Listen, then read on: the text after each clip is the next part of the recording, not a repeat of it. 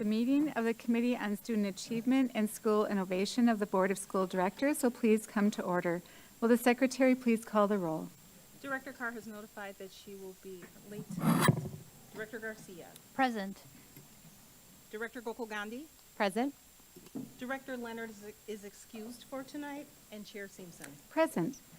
The Chair will now ask the... I'm I'm sorry. We have 3 committee members present, and Directors Peterson and O'Halloran are joining the committee. Thank you so much, Madam Secretary. The Chair will now ask the Secretary to lead us in the recitation of the Pledge of Allegiance.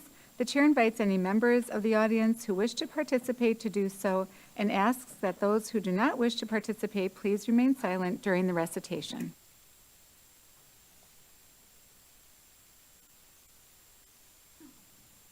I pledge allegiance to the flag of the United States of America and to the republic for which it stands, one nation, under God, indivisible, with liberty and justice for all.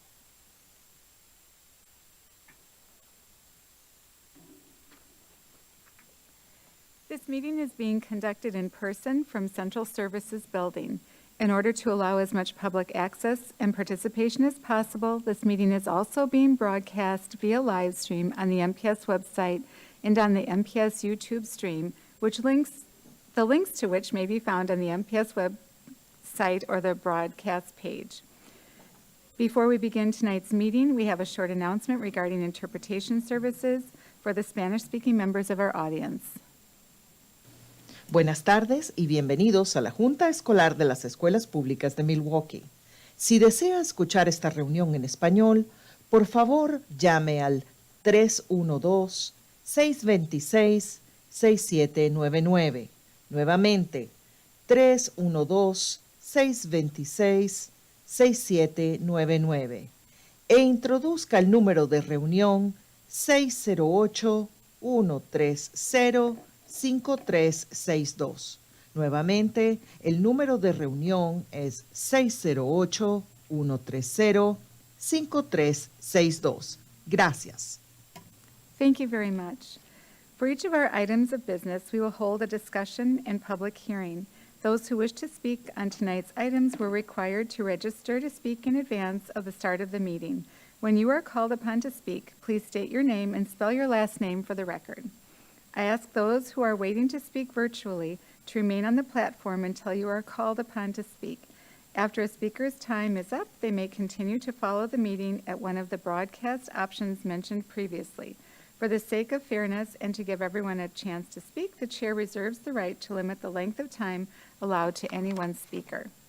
Written testimony will be accepted for transmittal to the Board. Send this testimony to the Office of Board Governance, P.O. Box 2181, Milwaukee, Wisconsin 53201-2181, or fax to 414-475-8071, or email it to governance@milwaukee.k12.wi.us. Just as a reminder, Robert's Rules of Order dictates that all comments should be directed to the chair of the committee. Also, any questions or requests, including those from the public, committee members or the administration, are to be directed toward the chair, who will determine the most efficient way to address them. For the safety of all and to ensure the good order of the meeting, harassment or intimidation tactics of any kind will not be tolerated. Anyone who engages in such harassing or intimidating words or actions will be immediately asked to cease. If such behavior continues, a recess will be called, and the offending parties will be removed from the meeting before the meeting resumes. Anyone ejected from the meeting may continue to listen to the meeting or access the agenda items online. However, he or she will not be allowed to rejoin the meeting. Also, no one other than the members of the board, the staff of the Superintendent's office, the Office of Board Governance, and the Office of Accountability and Efficiency, and those who have been invited to present or participate in items of business will be allowed on the stage before, during, or after meetings of the board and its committees. Also, for our listening audience, if you wish to access this evening's agenda items and attachments online, you may do so by visiting Meetings, Agendas, and Minutes page on the MPS website and choosing Online Agendas. Now, let's begin. Madam Secretary, item 1. Madam Chair, for the listening audience, Director Carr has joined the committee. Item number 1 is action on Resolution 2223R-2 by Director Garcia to explore establishing a newcomer center that is centrally funded at South Division High School. The recommendation is that the board approve the adoption of Resolution 2223R-2. Director Garcia, as the sponsor of this resolution, do you wish to make any comments?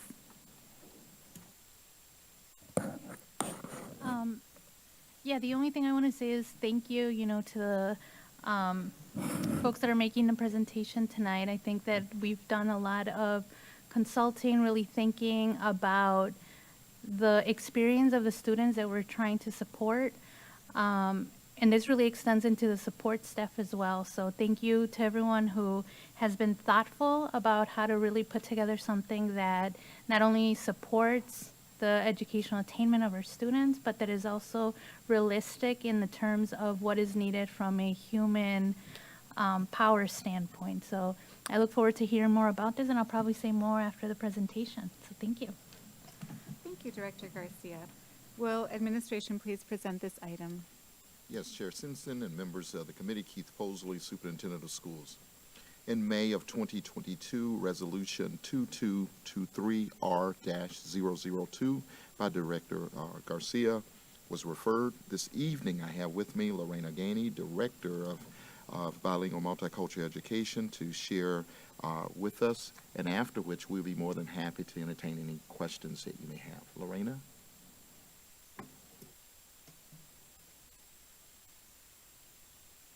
Good evening, Chair Simpson and members of the committee. My name is Lorena Gainey, and I'm the Director of the Department of Bilingual Multicultural Education.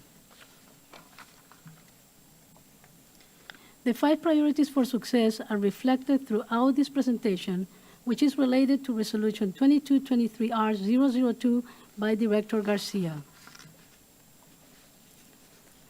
Upon review of Resolution 2223R-002 by Director Garcia, I would like to highlight some data pieces related to the English learner EL population at South Division High School.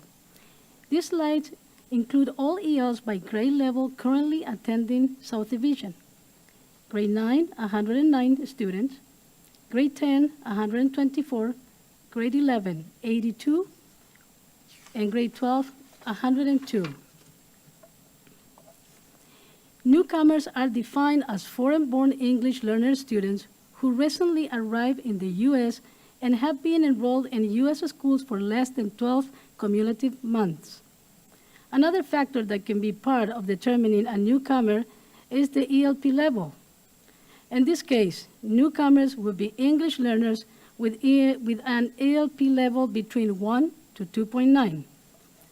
At ELP 1 through 1.9, we have 56 ELs at grade 9, 53 at grade 10, 29 at grade 11, and 41 at grade 12. This slide also shows the ELs at English Language Proficiency Level 1 from all races currently attending South Division High School. 74.3% are Hispanics, most of whom are in the bilingual program receiving instruction in English and Spanish. 17.3% are Asian, 7.8% Black or African American, and 0.6% American Indian or Alaskan Native. This slide shows the number of ELs at English Language Proficiency 2 by grade level and the percentage of ELs at level 2 by race. 19 ELs at grade 9, 29 at grade 10, 25 at grade 11, and 34 at grade 12. 52.2% Hispanics, most of whom are in the bilingual program, receiving instruction in English and Spanish.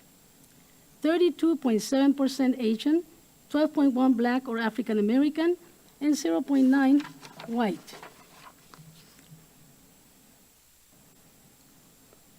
Even though there are 17 languages, including English, spoken at South Division High School, Spanish, Karen, Burmese, and Swahili are the highest concentration.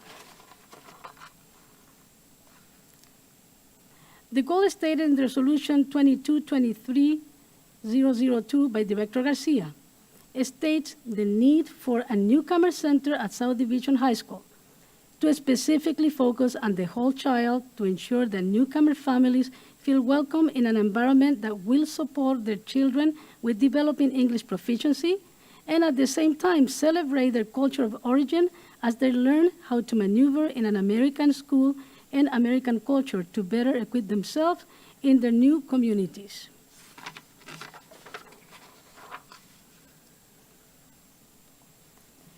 Currently, South Division welcomes all students and families by honoring their first language and cultural backgrounds. An example is that at the entrance of the school, you can see a variety of flags and student work that represent their culture. Additionally, South Division offers structured ESL classes as well as co-taught sheltered instruction. These students receive explicit language instruction in English through the content areas in the general education program. ESL classes are in addition to the content classes with only the ESL teacher to focus on language development. In co-taught shelter instruction, the ESL teacher partners with a content area teacher to deliver differentiated instruction. Furthermore, South Division High School is an age-appropriate setting where students connect to the academic environment through various clubs, extracurricular activities, athletics, and interscholastic sports, college and career programs, and community programs. This way, students grow to feel comfortable to express and advocate for themselves. With all the information given in this presentation, we propose that South Division High School focus on the activities outlined in this slide to strengthen their effort in supporting newcomers who are not enrolled in a bilingual program. Currently, 180 students, ELP levels 1 and 2s. Educators can allow a few minutes in every lesson to discuss topics such as settling into a new place, hygiene, and making friends. Educators can also embed social communication exercises within their content instruction so that students have an opportunity to express their identity, share their needs and wants, and form and maintain relationships. These ideas can come to life through exercises that have the students practicing orally in pairs or in groups. Teachers model the language that is expected, and the students work together to produce the same language. This is done orally, first to prepare them to read and write and to do things individually. In addition, the use of portfolio that includes academic and English language development goals promotes self-determination because students can see their progress and know what they are working towards, as well as being a tool to communicate academic and linguistic progress to parents.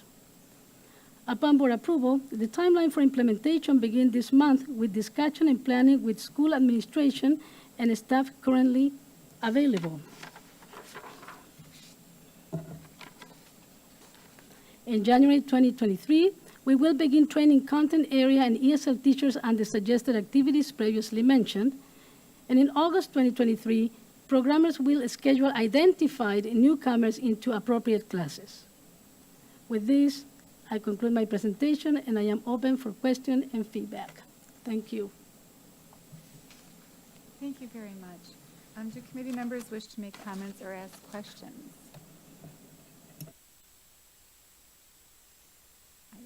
Director Garcia?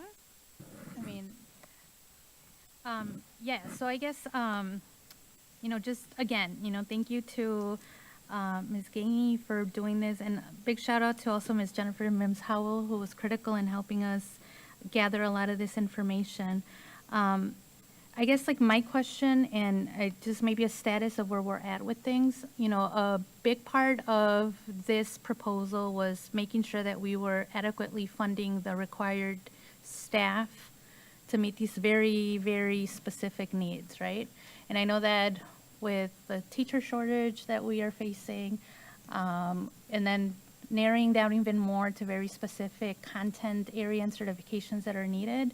I know that we're hoping to have training happen in early 2023. for the available staff. So where are we with the staffing of, I guess, like the needs to make sure that this comes to life? Administration? Chair Simpson, Director Garcia, and members of the committee. Right now, subdivision is waiting for 2 staff members, okay, that have been already interviewed, and they're international teachers, and they do have ESL as well.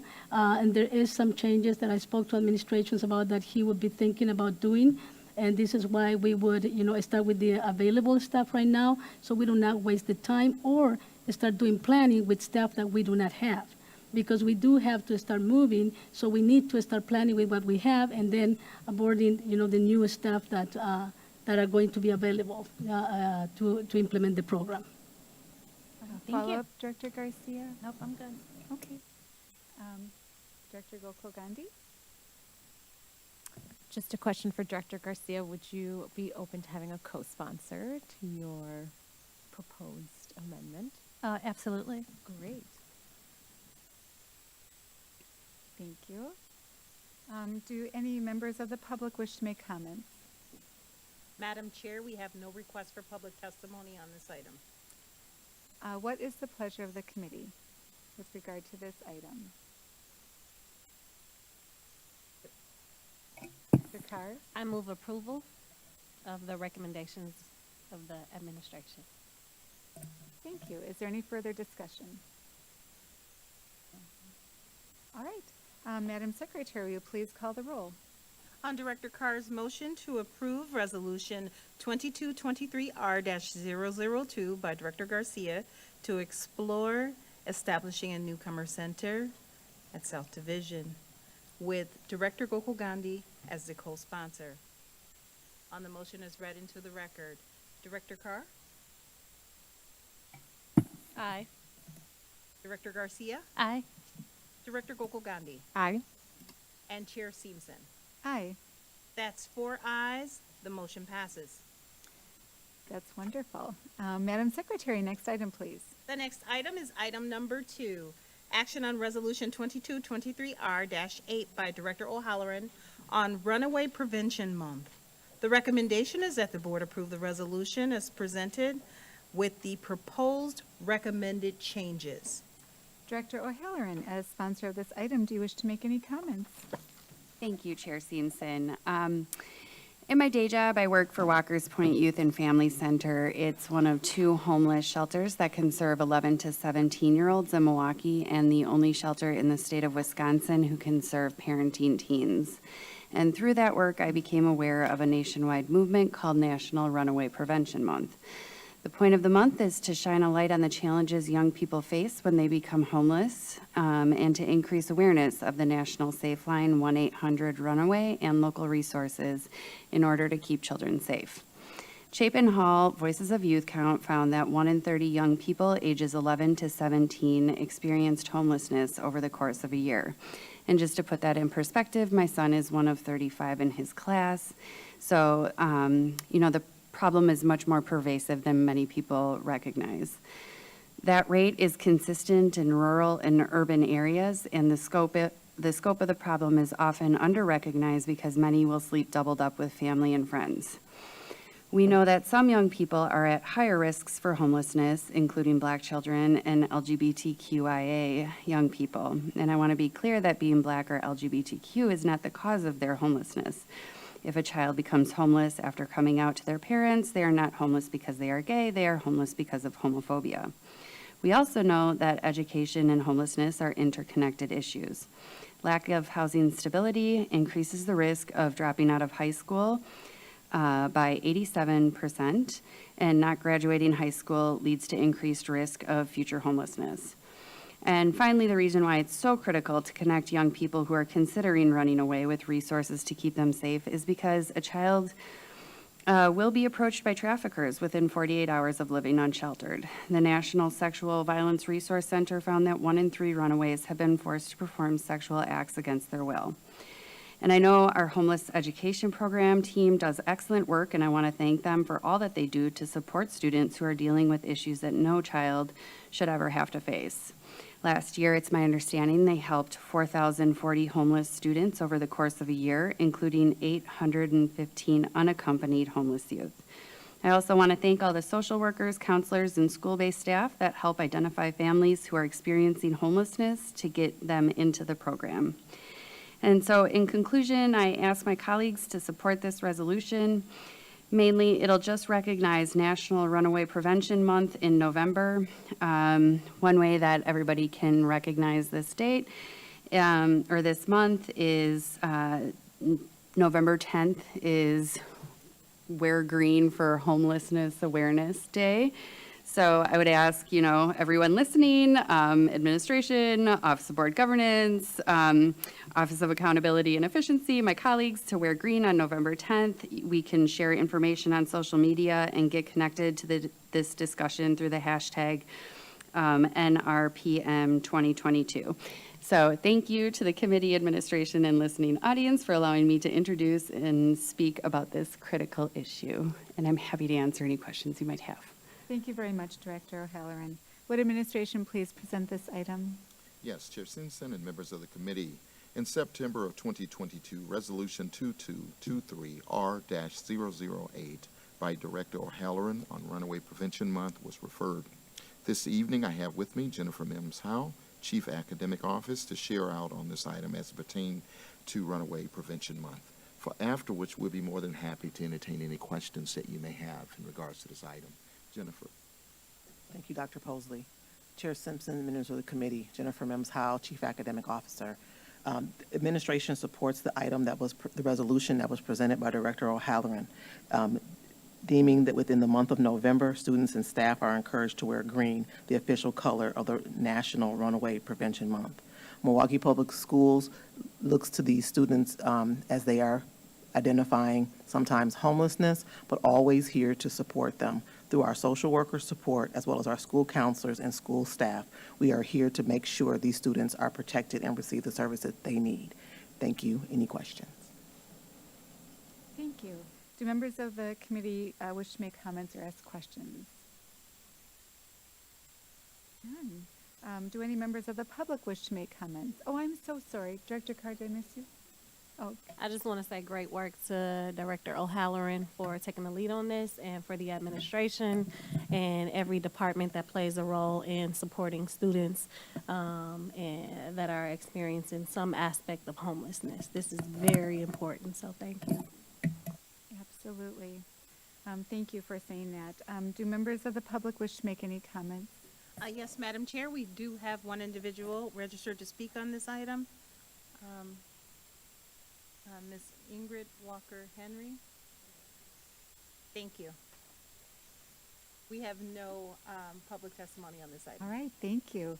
Yeah, and I just, before we take one last check with the committee, I just want to also thank Director O'Halloran for introducing this very important resolution. What is the pleasure of the committee with respect to this item? Director Carr? Director Carr?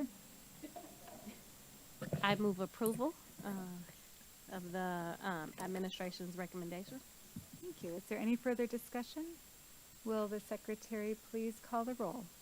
On Director Carr's motion to approve the administration's recommendation relative to Resolution 2223R-8 with the changes as recommended by the administration as outlined in the red line attachment to this item. On the motion as read, Director Carr? Aye. Director Garcia? Aye. Director Gokul Gandhi? Aye. And Chair Simpson? Aye. That's 4 ayes. The motion passes. Thank you. Madam Secretary, next item, please. The next item is item number 3, which is a report with possible action regarding ambitious instruction. This is an informational item, and although it has been noticed for possible action, no action is required. Will administration please present this item? Chair Simpson and members of the committee, the item before you regarding a report on ambitious instruction will be presented by Dr. Deborah Boland, Manager of Fine Arts. After her presentation, we'll be more than happy to entertain any questions that you may have. Dr. Boland. Director Seamson, members of the committee, Dr. Deborah Bowling, Manager of Fine Arts. In September, the academic standards of care were presented. Ambitious Instruction, Accelerating Learning is the academic plan that addresses the standards. We implemented Ambitious Instruction, Accelerated Learning last year, but this year we will be diving deeper into the strategies. Ambitious Instruction aligns with the 5 priorities of success. In particular, the focus is on increasing academic achievement and accountability and developing our staff.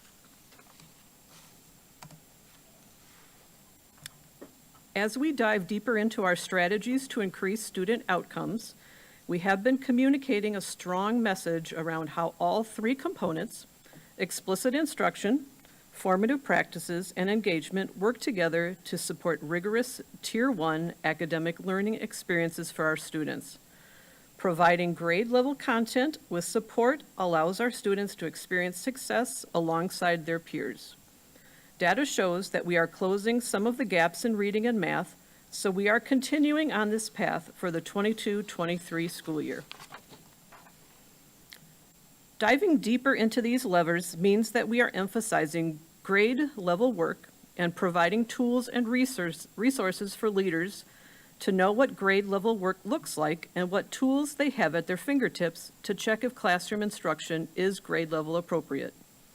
In addition, we are helping teachers to understand and use evidence-based practices in their classrooms so each child can reach their full potential. A big part of diving deeper is utilizing data as well as evidence for classroom implementation. So, as the Office of Academics provides professional development and support around AI/AL, everything is centered around Tier 1 instruction, knowing it, teaching it, and measuring it. Knowing it, focusing on standards, content, and objectives. Here is where we ensure staff understand all of the standards adopted by DPI, such as the Common Core Standards, Wisconsin Model for Early Learning Standards, Next Generation Science Standards, and the Wisconsin Academic Standards, and use them to plan rigorous, high-quality learning experience. Teach It focuses on making sure that staff deliver instruction in ways that will be engaging, relevant, and differentiated so that all students can learn essential skills and concepts. Measure It, focusing on making sure that teaching is a two-way process, that we emphasize good teaching and learning.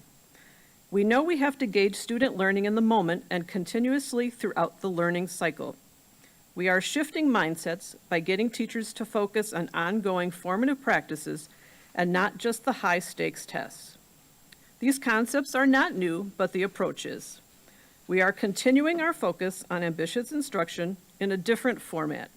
By choosing a track for the year, schools will be given more time to focus on a particular lever to provide more opportunities for implementation, mastery, support, and accountability.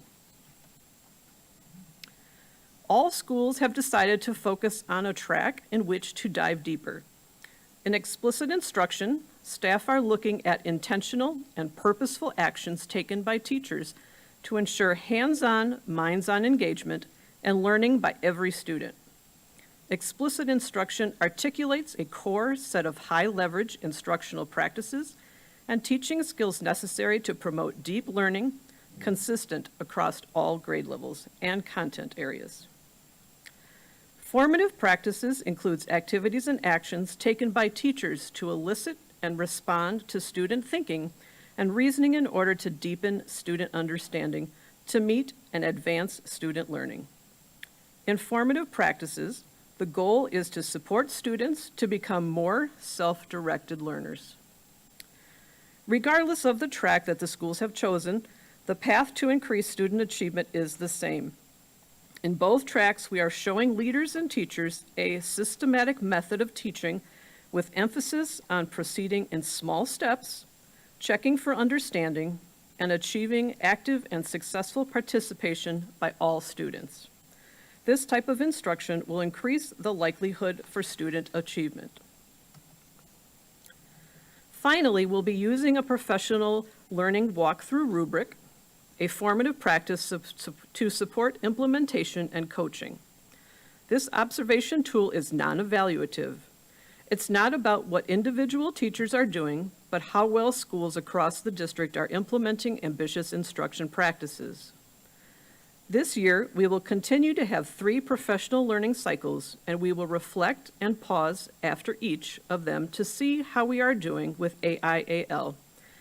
And we are excited that we revise the cycles so that every single time we will be looking at the same practices. So, from cycle to cycle, we can look at growth and where schools may need more support with professional development. By the end of the year, we will be able to see the impact of our deep dive approach to ambitious instruction. And we are happy to answer any questions you may have at this time. Thank you. Do committee members wish to make comments or ask questions? Director Peterson.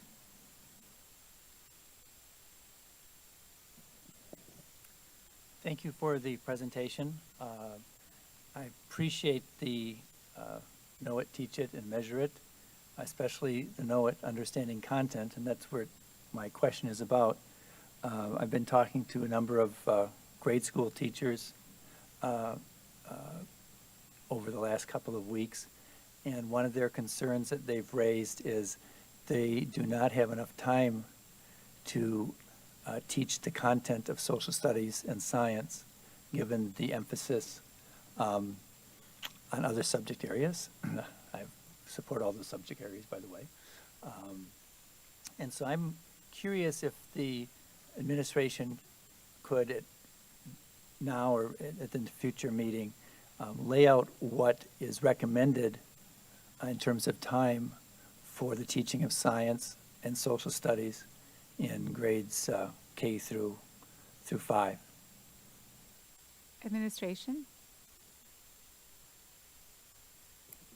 Chair Simpson and members of the committee, we'll be more than happy to get that to the board. Actually, we could bring that back in our next report out to share that information. We're not prepared right here tonight to be able to walk through each one, but if we could get you an answer on the time frame for each of those content areas tonight, if you would like. Director Peterson, follow-up? Thank you. That works for me. Thank you. Any other comments by committee members? All right, I know one question I had was just about the rollout of the walkthroughs and just how we're communicating that to staff to ensure that they understand this isn't evaluative and to make sure that it's not being used as an evaluative tool. I'm sorry, I should have passed the gavel. Director Simpson, members of the committee, Dr. Deborah Bowling, Fine Arts Manager. As a matter of fact, this past month, we rolled out the walkthrough tool to our school leaders. So at the beginning of the month, we had our Principal Leadership Institute, where principals were first made aware of the actual fact that changes were really not made from last year, so it's very consistent to what we experienced last year. And last week, we also rolled this out to SSTs, so school support teachers across the district, so that they will be able to reinforce that it is not evaluative, and many of our principals also expressed concern that they also wanted to make sure that it was not evaluative based on school and individual teachers. So that is one of the things that we addressed actually this past week. Great, thank you. Glad to hear that. Do members of the public wish to make any comments?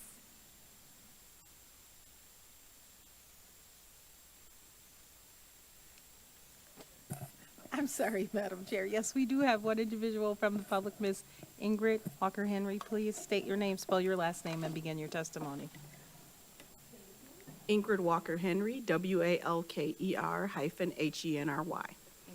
Testifying as the Vice President of the Milwaukee Teachers Education Association for the educational experience of the students at ALBA. ALBA's charter states that the teacher cooperative will consist of all full-time teachers in the school, and as educational leaders of the school, the cooperative will oversee the day-to-day operations allocating and directing the school resources to maximize and enhance the educational experience for the student population. It's been 45 days since my formal request for the minutes of the teacher cooperative meetings from 2018 to current from the school leader, MPS administration, and board governance. I have also asked for the contract and all the appendices on behalf of the workers at Alba. My request for public documents on behalf of the educational experience for Alba students has been effectively denied, with the administration and board governance pointing fingers at each other and neither entity doing their duty to comply with this request for public records. I asked Chair Simpson and the SASE committee to intervene in this matter and ensure that board governance provides these requested public documents immediately. Thank you. Thank you. Madam Secretary, is there any other public testimony? Madam Chair, that completes the public testimony for this item. Okay, thank you. Would there be any response from administration or Office of Board Governance with regard to the last testimony for information that's been requested? Madam Chair? Yeah, Madam Secretary. Members of the committee, yes, we do have public records requests in the Office of Board Governance, and we respond to each of those requests in the order that they are received. As soon as we get the records, the timeline to respond to public records requests is as soon as applicable and without delay. And we have a team of individuals who are dedicated specifically to responding to public records requests. And as soon as we have those records and as soon as the process has been completed, individuals are emailed the records if the records are electronic at no cost, or otherwise we will follow the standard process. Okay, thank you, Madam Secretary. Is there any further discussion on this item? Okay, seeing none. Thank you very much. Madam Secretary, next item, please. The next item is item number 4, which is a report with possible action on the MPS Montessori Strategic Plan. This is an informational item, and although it has been noticed for possible action, no action is required. Would administration please present this item?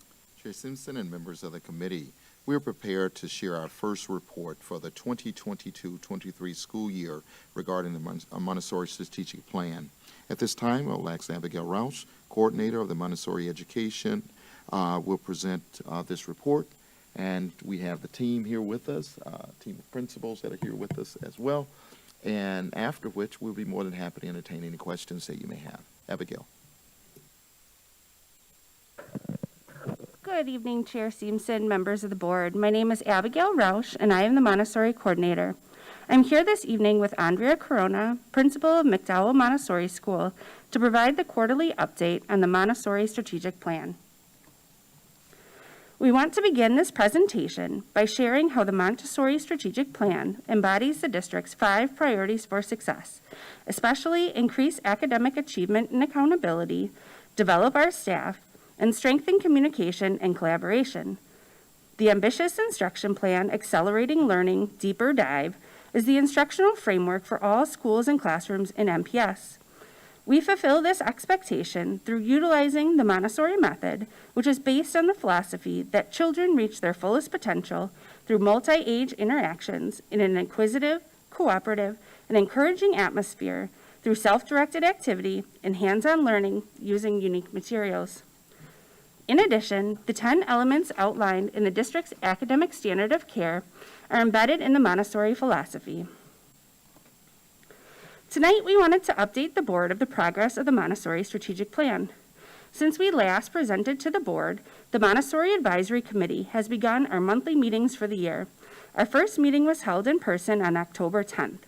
Meetings are 5:30 to 6:30 p.m., one Monday a month, and meeting information can be found on our webpage, mpsmke.com/Montessori, and everyone is welcome at all meetings.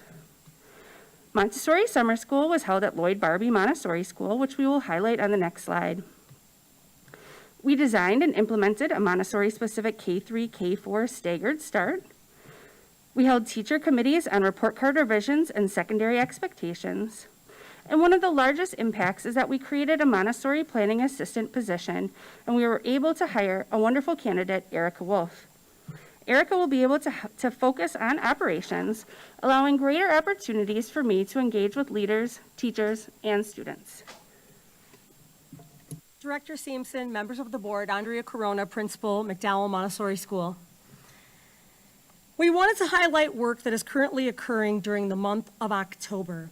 The monthly Montessori principal meetings have continued virtually. We are continuing the work on the alternate Montessori purchases for the K-5 refresh, as well as the language and science textbook adoptions. We are continuing to establish secondary expectations, beginning this year with 5 non-negotiables of implementing a microeconomy, community meetings, block scheduling, and solo time. Professional development was provided on September 30th, 2022 on these expectations. We're implementing the first phase of our bilingual dual language Montessori curriculum initiative. We collaborated with staff on the intentional development of Tier 1 curricular materials, supports, and strategies that promote language development. Now that we have revised our Montessori-specific report cards, we will now update and integrate our grading tasks that we piloted last year. We have begun providing additional support for new teachers and teachers of record, as well as an onboarding for new Montessori support staff, both of which are beginning now.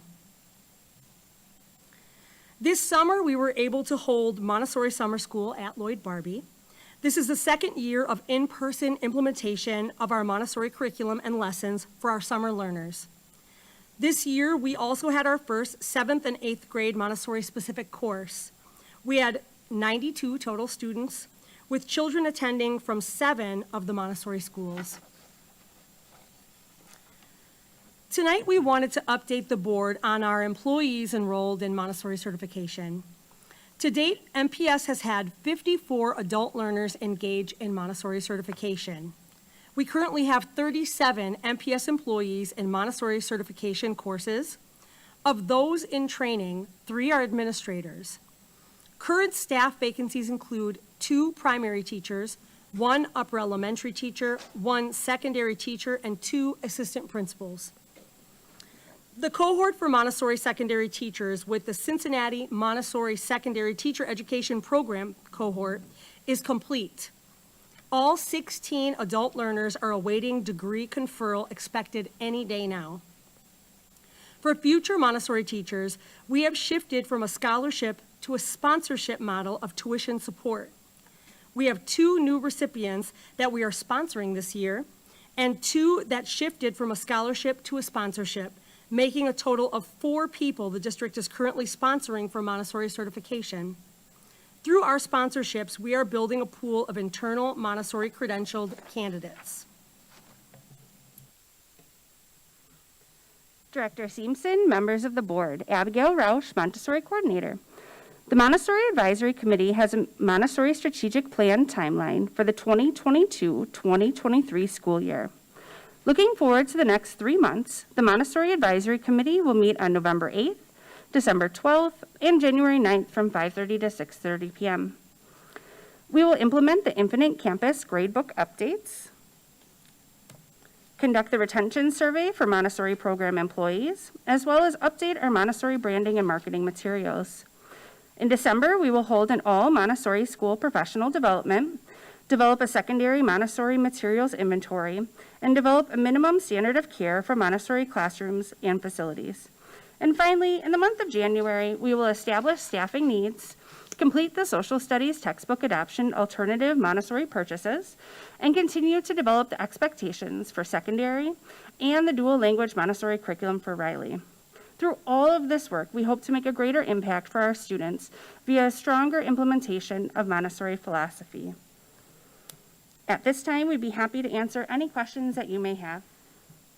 Thank you. Do committee members wish to make comments or ask any questions? Director Gokul Gandhi. Thank you for the update. Can you talk a little bit about where your enrollment strategy plays into the strategic plan? Administration? Director Gogol Gandhi, Abigail Rausch, Montessori Coordinator. Are you speaking of student enrollment? Sure. So we follow the district's same district events that the district has for kindergarten enrollment. So we attend the district's kindergarten enrollment fair. We have a specific table with Montessori information on it. Prior to the pandemic, we have also run what we call the Montessori Summit, where we invite families to come in and see children working in what's called a glass classroom. We're really hoping to be able to offer that again this year in person, since we haven't been able to do that virtually. A follow-up, Director Gokul Gandhi. Yeah, I'm specifically thinking about, I think, the last time you presented, we looked at sort of the demographic data of the students and families who choose Montessori programs compared to the demographics largely of MPS, and there is some discrepancy there. And so I was wondering, in terms of, attracting sort of a demographic base that looks like more like MPS, is that a part of this plan? And if it's not, is that something you all have had discussion about? Administration? Director Gogol Gandhi, Abigail Rausch, Montessori Coordinator. We have talked specifically about taking students off a wait list at other schools. We have some schools that have extensive wait lists and other schools that are still looking for students. And so what happens in the spring it's usually in June, after that information is released, that I personally I make all the phone calls for anybody that's on a wait list who's looking for a Montessori program, and match them up with a school, starting with if they need to provide their own transportation, do they need bus transportation, and then match them up with schools, trying to ensure that all of our students who would like to be in Montessori program can attend any of the openings. Beyond that, reaching out and diversifying, that is a conversation that we had at our most recent Montessori principals meeting, talking about specifically reaching out to students, looking for K-4 students. K-4 students seems to be something that all of our schools are looking for, and how we can use the power of the entire Montessori community, all of the Montessori principals and our committee to try to, begin to do some of those efforts. Follow-up, Director Gokul Gandhi. Yeah, I think, when you come back to us, I think a little bit of a focus, or not a little bit, more of a focus on really concentrating on those demographics, because it's come up a few times, I think is really a priority to me, and I can imagine to some of my colleagues. So just as a note, something that I would like to see represented in this the next time we present. Thank you, Director Gokul Gandhi. Are there any other committee members? Director Garcia. Yes, thank you for that presentation. My question is in regards to getting a little bit more information on the bilingual dual language curriculum that's being developed.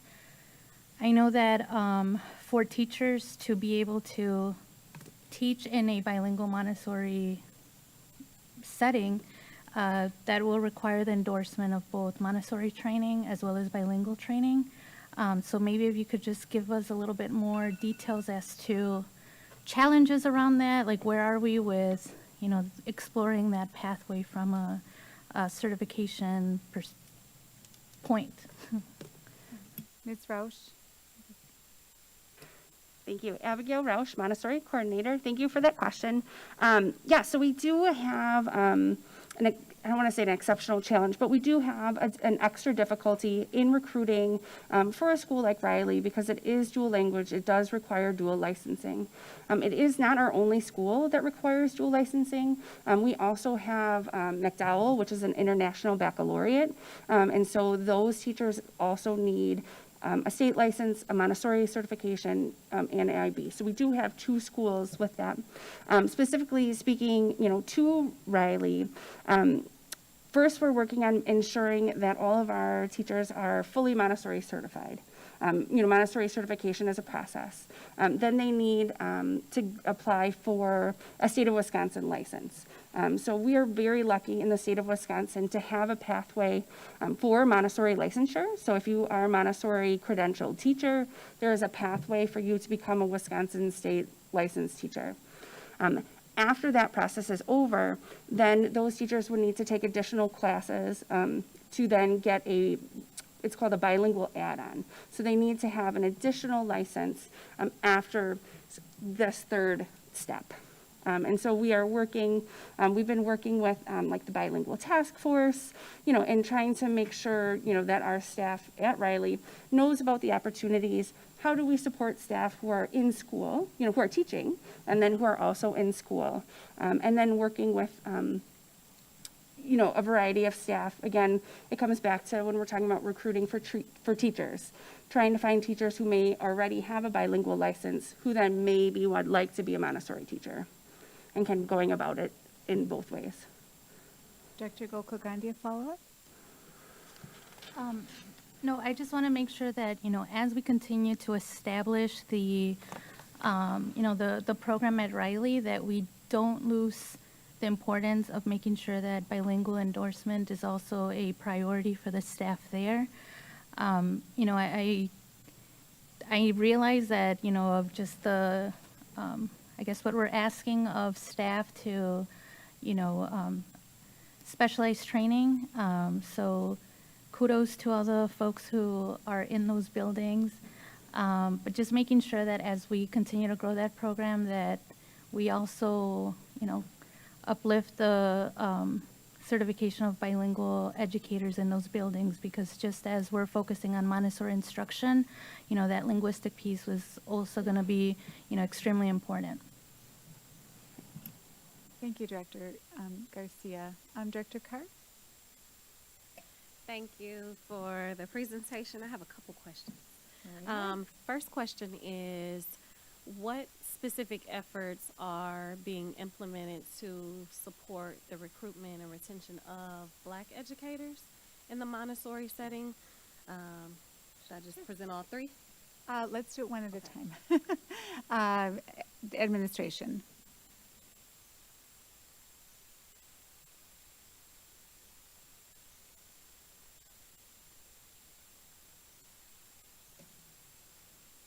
Director Simpson, members of the committee, Michael Harris, Senior Director of Talent Management. Thank you for your question. So, we've been busy in talent management. As you all are aware, the workforce has changed, and so we've had to adjust some of our strategies. We have presented all of our options to individuals that we come in contact. We have been to over 80 events since we started recruitment in January for the spring process. We're very pleased with some of the outcomes, but we know we need to do more. I want to just stress that we have diversified where we recruit, but also we are focusing on developing onboarding tools, right, for our schools, because we can do everything we can in our office to bring people on board, but when we turn them over to our schools or departments, they play a huge role. And so we know in HR that onboarding is our role. We participate in all of the 5 priorities. We have an impact on that.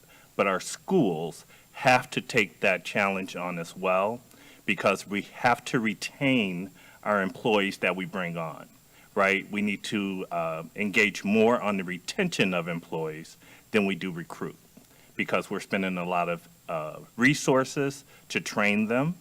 As Abigail has mentioned, we have many employees that are in programs right now. We continue to do our efforts with HBCUs. We continue to work with our international teachers, and we try to present to them where their passion lies. So if my team comes in contact with individuals, we're talking about the bilingual pathways.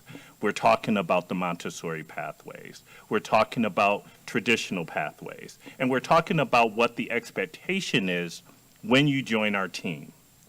That within this time frame, you need to obtain this type of licensure, but we also need to give folks a little grace. And so we don't know what people are coming in with, but we do want to make sure that when we have eligible candidates to fill positions in our schools, that leaders, all stakeholders are working with the Office of Human Resources to ensure that that person coming into their building has the support, is being provided specific feedback on how to get better. Education or teaching is the only profession that you go in the first year and you're expected to do something that someone has crafted for 25. And so they're not going to come in with what you expect, but as leaders and support teams in our schools, we need to ensure that we are supporting them accordingly. Thank you. Mr. Harris. Follow-up, Director Carr? I have a couple. So I guess my next follow-up would be, what supports do you all need from the board in order to support the efforts occurring in the Montessori department or this specific area? What supports do you need from the board in order to increase the impact and address those things? Because to your point, it does take all hands on deck. You can do your part, but when it gets to the school, that's a whole other ball game. And so what can we do to support you all? Administration. Director Simpson, Michael Harris, Senior Director of Talent Management. We will be bringing some information to the board, really pushing forward the onboarding process to assist schools. Okay, so we know what we need to do in human resources, but we want to provide our principals and our department leads tools and a level of expectations that are required to ensure that people our new hires have a great experience, regardless of what school you go to or hired for. The experience should be the same. It should be of high quality. We need to make sure that basic needs are met with these individuals, and we're setting clear expectations, but we're also implementing ways that we're going to monitor that. We're going to provide feedback to them and that additional support. So whether that support is going and observe another teacher in a classroom because they've mastered the craft, we provide that, right? Even though we're busy and everyone is doing that. But I think for us, advocating, putting it out on social media, I know some of you follow us on social media and really push those things out. We need more of that, right? We need more people to push that out, share it, because word of mouth, based on the research, is the best recruitment tool. So when our employees, and again, going back to the employee experience, if we can improve that employee experience from the time they apply to the first day on the job to 60 days, 90, 120, we know that we are then doing the right work, and they're going to share and bring on folks that they know would make a good team member on our Thank you. with us. Director Carr, or Ms. Corona? Thank you, Director Simpson, members of the committee. I think the board has provided us, the support specifically through the approval of our Montessori strategic plan, where we have outlined different marketing, budget lines for different marketing materials, not only to help us recruit students, but also, brochure materials that allow us to recruit staff.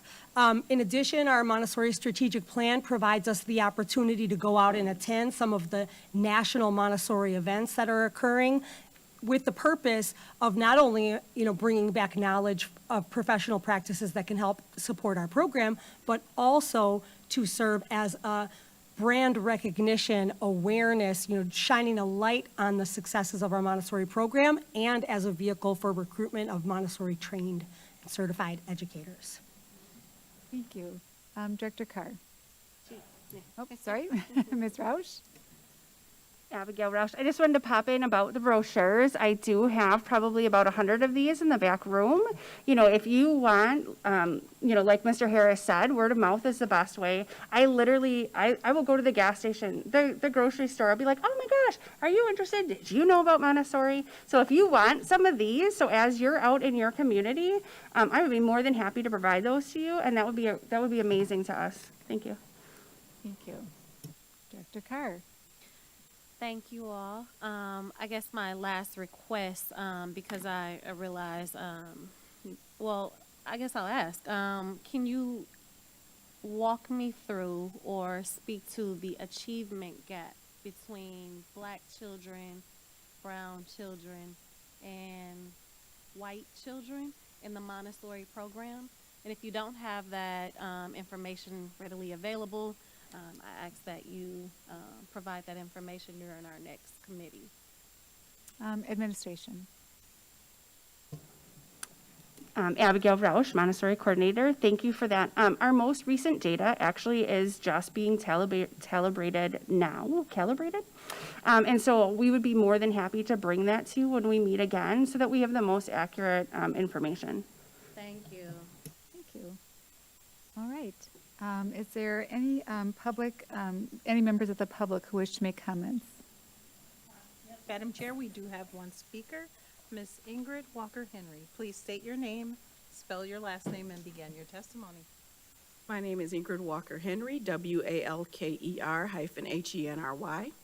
This is not the first, and it will not be the last time I'm here because I am and have been a Craig Montessori parent for over 10 years.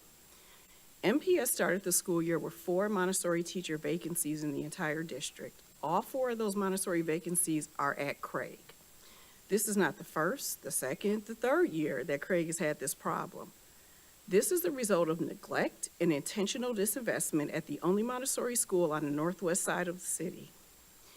In the Montessori teacher placement process, it's clear all other schools receive preferential treatment over Craig, which results in a district of Montessori haves and have-nots. Craig Montessori, the only public Montessori on the northwest side of Milwaukee, is clearly the have-not. There is a high demand for public education, public Montessori education on the northwest side of town. I sit in our school engagement meetings where we talk about enrollment and growing our program because there are families who want their children in the school. Yet there is no urgency or priority on the part of the Montessori Advisory Committee or the Montessori Coordinator to ensure that Craig Montessori is fully staffed with teachers like every other MPS Montessori school. MPS has 7 public Montessori schools. The term Montessori community is frequently used at the advisory committee.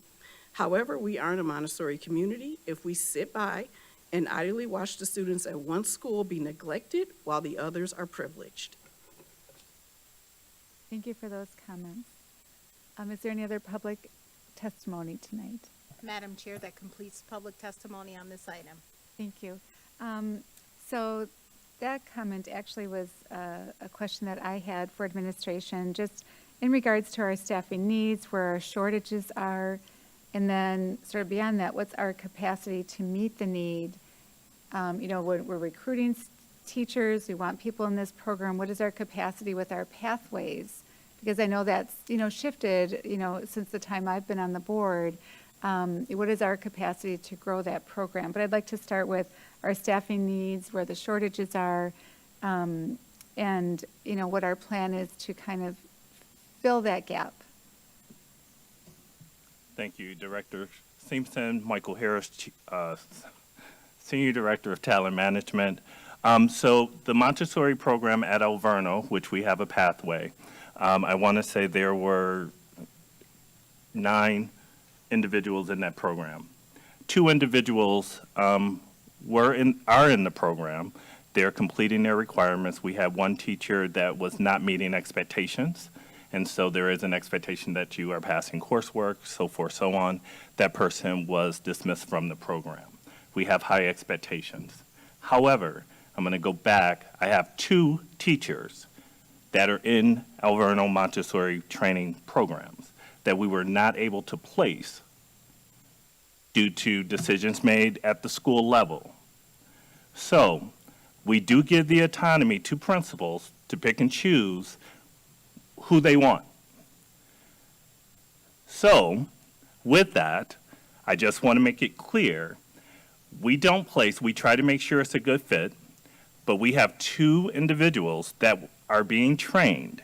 Again, I go back, this is the only profession where we expect someone to come in the first year and do what a 25-year veteran does.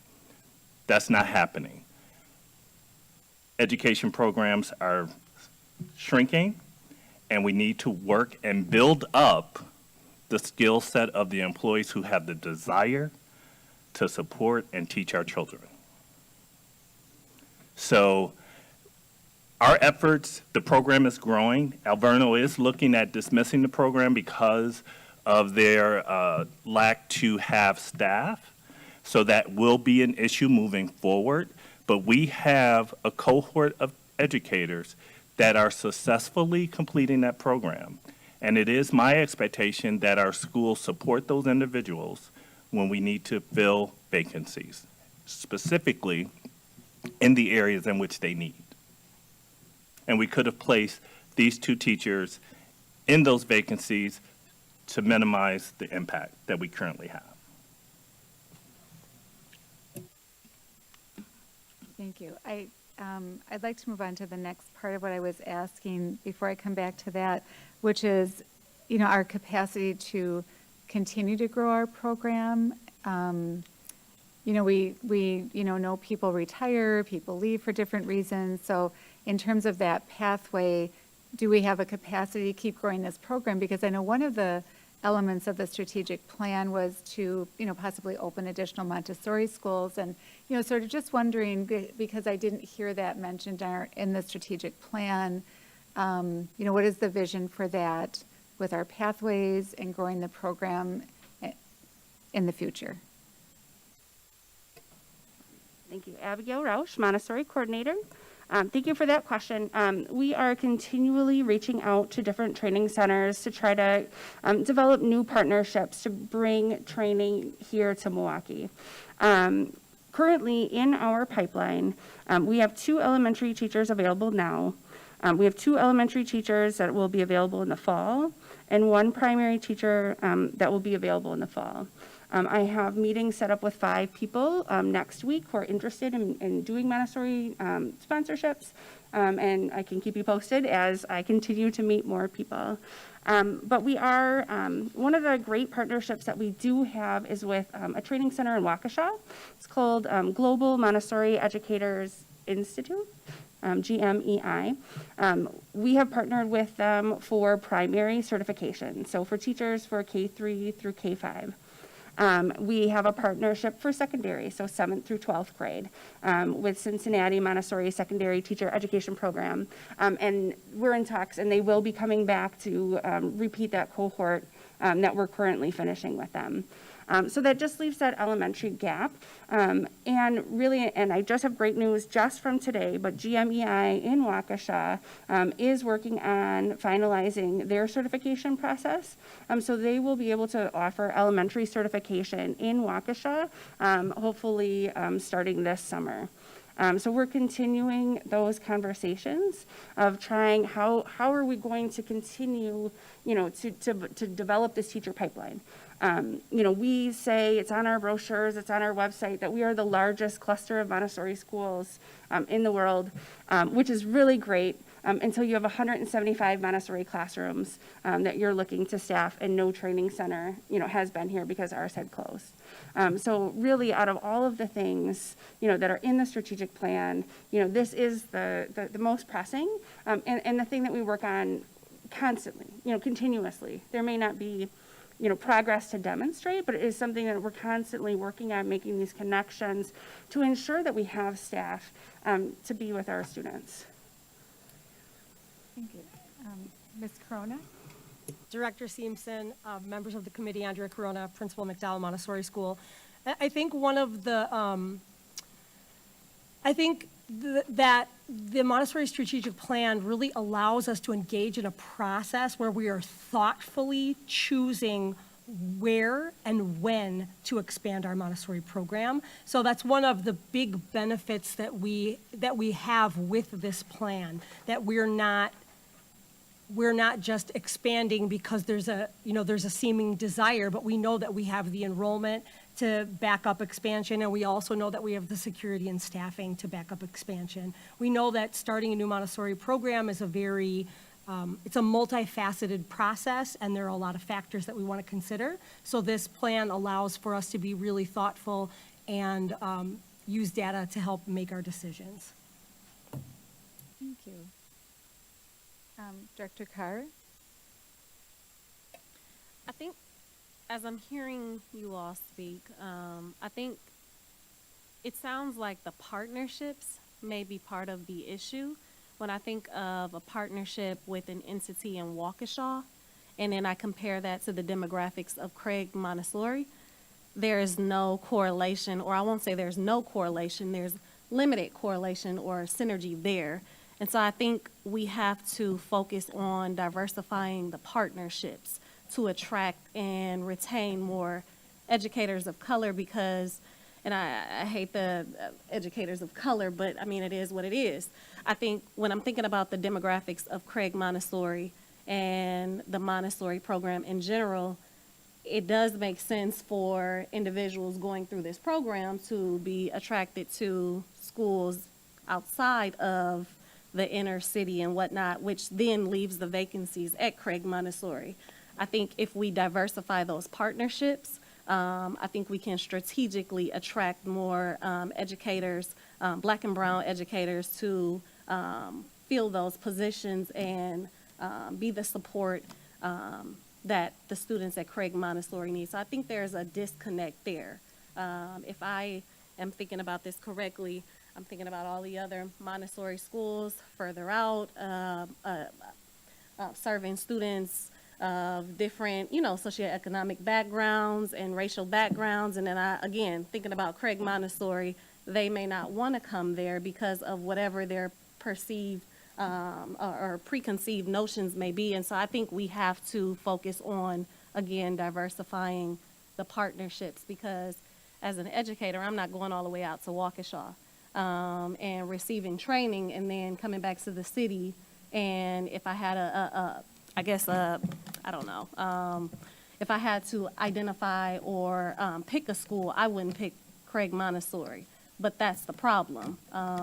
And so I think we have to address those partnerships and, again, diversify that and see if there's any opportunities in the city or if there's opportunities to work with those partnerships to recruit and retain more educators of color, because it doesn't sound fair. And when I compare the 7 schools with no vacancies, or 6 of the 7 schools with no vacancies, and then Craig Montessori being left to fend for itself, that doesn't seem equitable or equal. And so I think we have to first focus on diversifying the partnerships that will lead to filling those voids, because I mean, let's be honest, I'll leave that alone, but I think that may be an area for an opportunity, I'll say.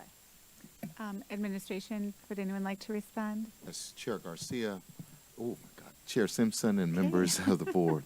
I just wanted to put out there that, just like with IB languages, Montessori as well, is one of those things that we spend a lot of money sending people out to provide professional development. We're looking for opportunities for professional development and training to be offered here in the city, and we are always looking for ways that we can make that happen. Our closest has been Everino College, and it's a limited number of centers, training centers around the country, and when it comes to Montessori education, and so we are restricted to that, but we are looking at ways that we can make this happen.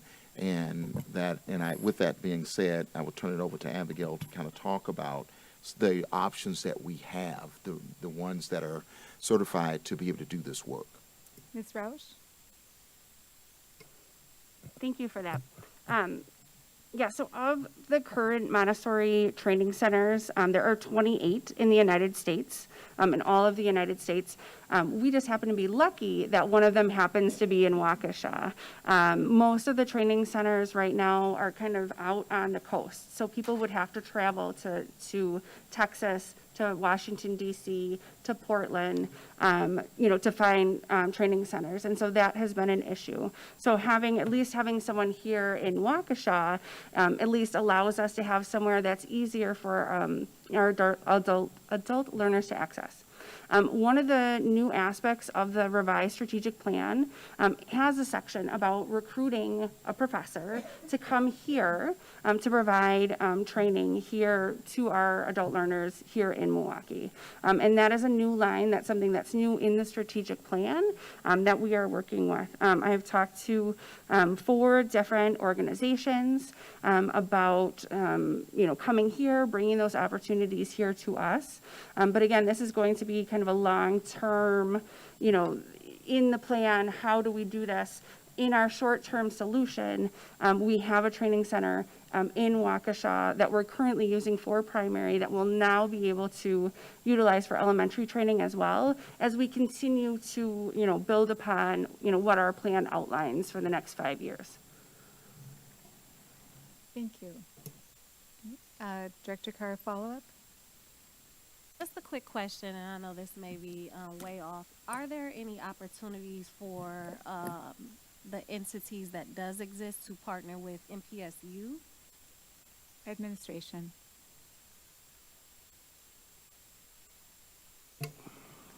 Director Simpson, Michael Harris, Senior Director of Talent Management. So we've had the discussion, we are approved at MPSU to work with bachelor degreed individuals to work towards physical education endorsement.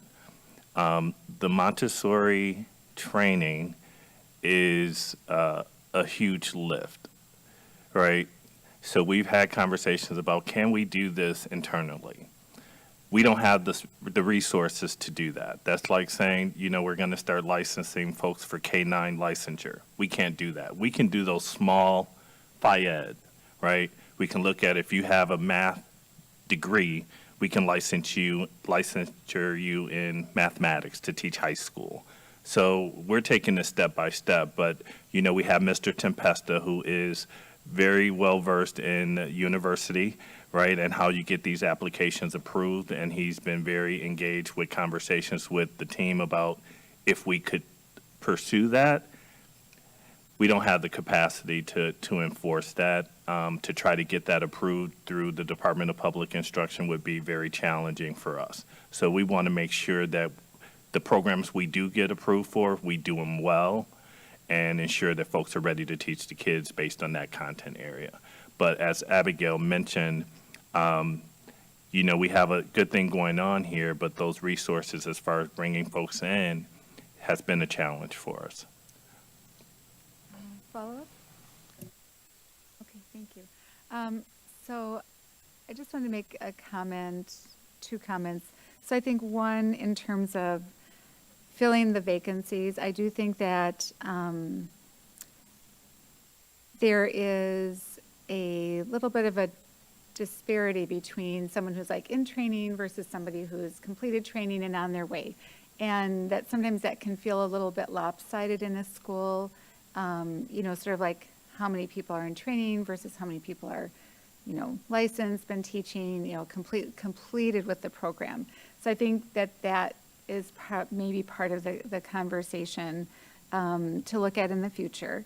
And I just want to give a shout out to Craig. Their name has been mentioned very often tonight, and they are in my district, and I've been there on numerous occasions, and it is a wonderful school to be at. The staff is amazing. They are dedicated. They are working as hard as they can and giving the kids a great, solid education there. It's a wonderful building to walk through with a lot of heart, a lot of dedication, a lot of commitment to the community, the neighborhood, the families, and the students. So I just want to leave everybody with a very positive reflection on Craig, because although they're facing some staffing shortages, they are hard at work doing an excellent job of meeting the needs of the students. So I just want to make sure that I put that out there. And my granddaughter was there herself, so I just want everybody to be very clear about the fact that they're doing a wonderful job there. With that, I guess we have, after that comment, we have one question by Director Gokul-Gandhi. I'm not going to bring down the mood, I swear. I just have a question. After hearing the discussion that we've had today, do you feel like you have more questions or more inquiries or maybe some tweaking to do to the strategic plan? Or do you feel like with the information you have in the strategic plan, and perhaps, we don't have full information at this point, that these questions and these concerns are being addressed? Anyone from administration? Chair Simpson and members of the committee, the answer will be absolutely. I have had some conversations this week with the administration as well as the school principal. We've had some dialogue this week. There are some things that when in the conversation, looking at trying to make sure that we are able to fulfill all teacher vacancies in schools. We want to do everything that we possibly can. There's some things that we need to go back and take a closer look at, and we are committed to doing just that. I've had a chance to talk with Abigail as well about some things that we could look at doing to make sure that we're totally transparent around our placements and those kinds of things, and also moving forward with our plan and making sure that we have the appropriate staff when we move forward as we go forward. And I would also give kudos to the Montessori team, because they had come, the plan was revised because there was a time they were supposed to open up another Montessori school. And it was just the idea that they needed to slow the pace with that to make sure that we had appropriate staff before moving forward. But all of those things, we want to make sure that we're all moving in the same direction together. Thank you for that. Any follow-up, Director Gokul-Gandhi? Yes, I just want to also just remind us, me, everybody, that it is such a win still in this district that we have public Montessori, because that everybody gets that option. So thank you very much for all the hard work you do and your commitment to that. And I know that we can all aspire to better, but it is still really special that we get to have that as part of this district. So thank you. Absolutely, something to be very proud of. Yes, so I don't think there is any further discussion to be had.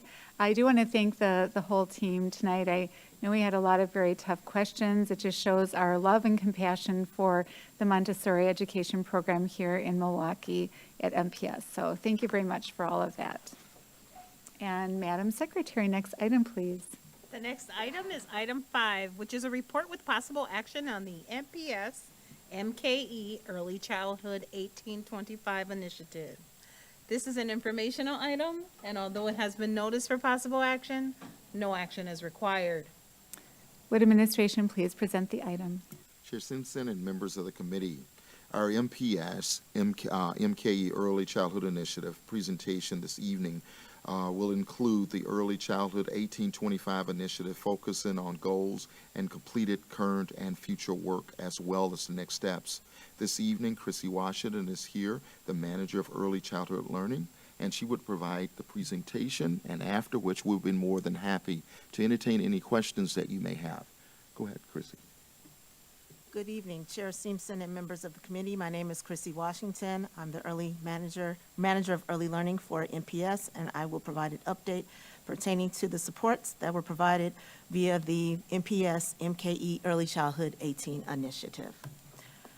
This initiative is grounded on many of the district priorities. They include increasing academic achievement, improving school cultures, developing staff, and strengthening communication and collaboration within the community. This slide reflects the demographic data as of September of this year of the early childhood kindergarten student population. As the graph reflects, diversity is a strength within our district.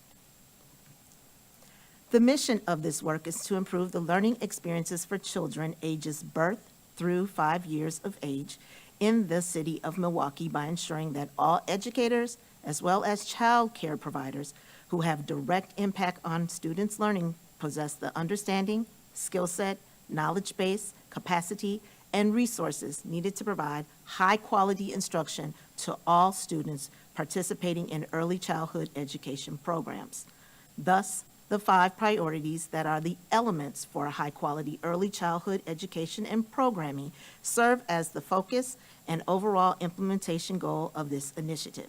They address staff development, family and school transition, high-quality instruction, social-emotional learning, and equitable resources within early learning settings. Throughout the months of June through September of this year, this initiative maintained the focus on equitable and meaningful engagement and learning opportunities to support the early learning community through staff development. MPS Early Childhood was invited to participate in the revision of the Department of Children and Families Child Care Foundational Trainings. Participation in this work group further allows MPS to connect with the child care community as well as support the workforce that provides early care. Equitable resources. Bridges to School MKE is a community-based partnership that aims to connect families, child care providers, and schools within Milwaukee and increasing the number of children attending, thriving, and succeeding in the Milwaukee community via schools of Browning, Longfellow, and Westside. During the next phase of implementation of this project, additional outreach to families and early child care providers in the geographic areas surrounding the 3 Bridges to School community schools was done. There was information shared regarding Third Friday, as well as a monthly newsletter. This was the first edition, and it was created and sent out to all of the 3 schools. It included updates on the Bridges project. It provided a parent corner with school readiness tips and activities, as well as sharing upcoming events at or in collaboration with the partnership school. Family support and transition, POP spots. Milwaukee's initiative was collaborated with the City of Milwaukee's Office of Early Childhood Initiatives to build mighty small moments. They are opportunities where we're working together to target underserved zip codes. And one of those efforts was the Pop Spot Initiative. As part of the Milwaukee County Transit's Bus Shelter Art Project, which is a beautification of the bus shelters that reflects work from local artists, this initiative was able to install pop spots at 3 bus shelters, with 1 located right outside of Central Services. These shelters spark learning by providing fun, literacy, and language-rich learning spaces in a non-traditional setting. Also, family learning resources were provided via the MPS Initiative webpage. Summer Resource page provided visitors information regarding engaging summer learning opportunities available for young children. In the area of instruction, the Come Play Music and Arts Summer Workshops, led by partner Sky Academy of the Performing Arts, provided literacy and art-enhanced experiences. The sessions were engaging, and it provided singing as well as dancing experiences connected to hands-on arts, which overall was beneficial and served as ideas for future learning experiences that will be provided to early educators. Social emotional learning. Regulation training was provided by a partner, WellPoint, and in collaboration with 4C for Children. This 4-part series shared information and strategies on regulation, healing, and resilience, and culminated in an in-person event where participants received a toolkit and a book of orders, over 60 activities to utilize within their classrooms or with their child. Also, Frog Street's and Second Step social emotional learning session was provided in both the early and traditional teacher institutes to our early childhood educators, and it focused on integrating both of these programs while supporting the concept of social emotional learning, as well as the developmental appropriateness of those skills as adults who will serve as models for those skills and tools for implementing together Frog Street and Second Step. This initiative will continue with the work through the following activities. Solely, the supporting oral language in the early learning years was a successful experience that included participants internally and externally from the Milwaukee community. Last spring, the series had 36 participants, with 15 from the child care community attending the first session, 65 participants overall, with 23 from child care in the second session, and the final session had 61 with 28 from the child care community.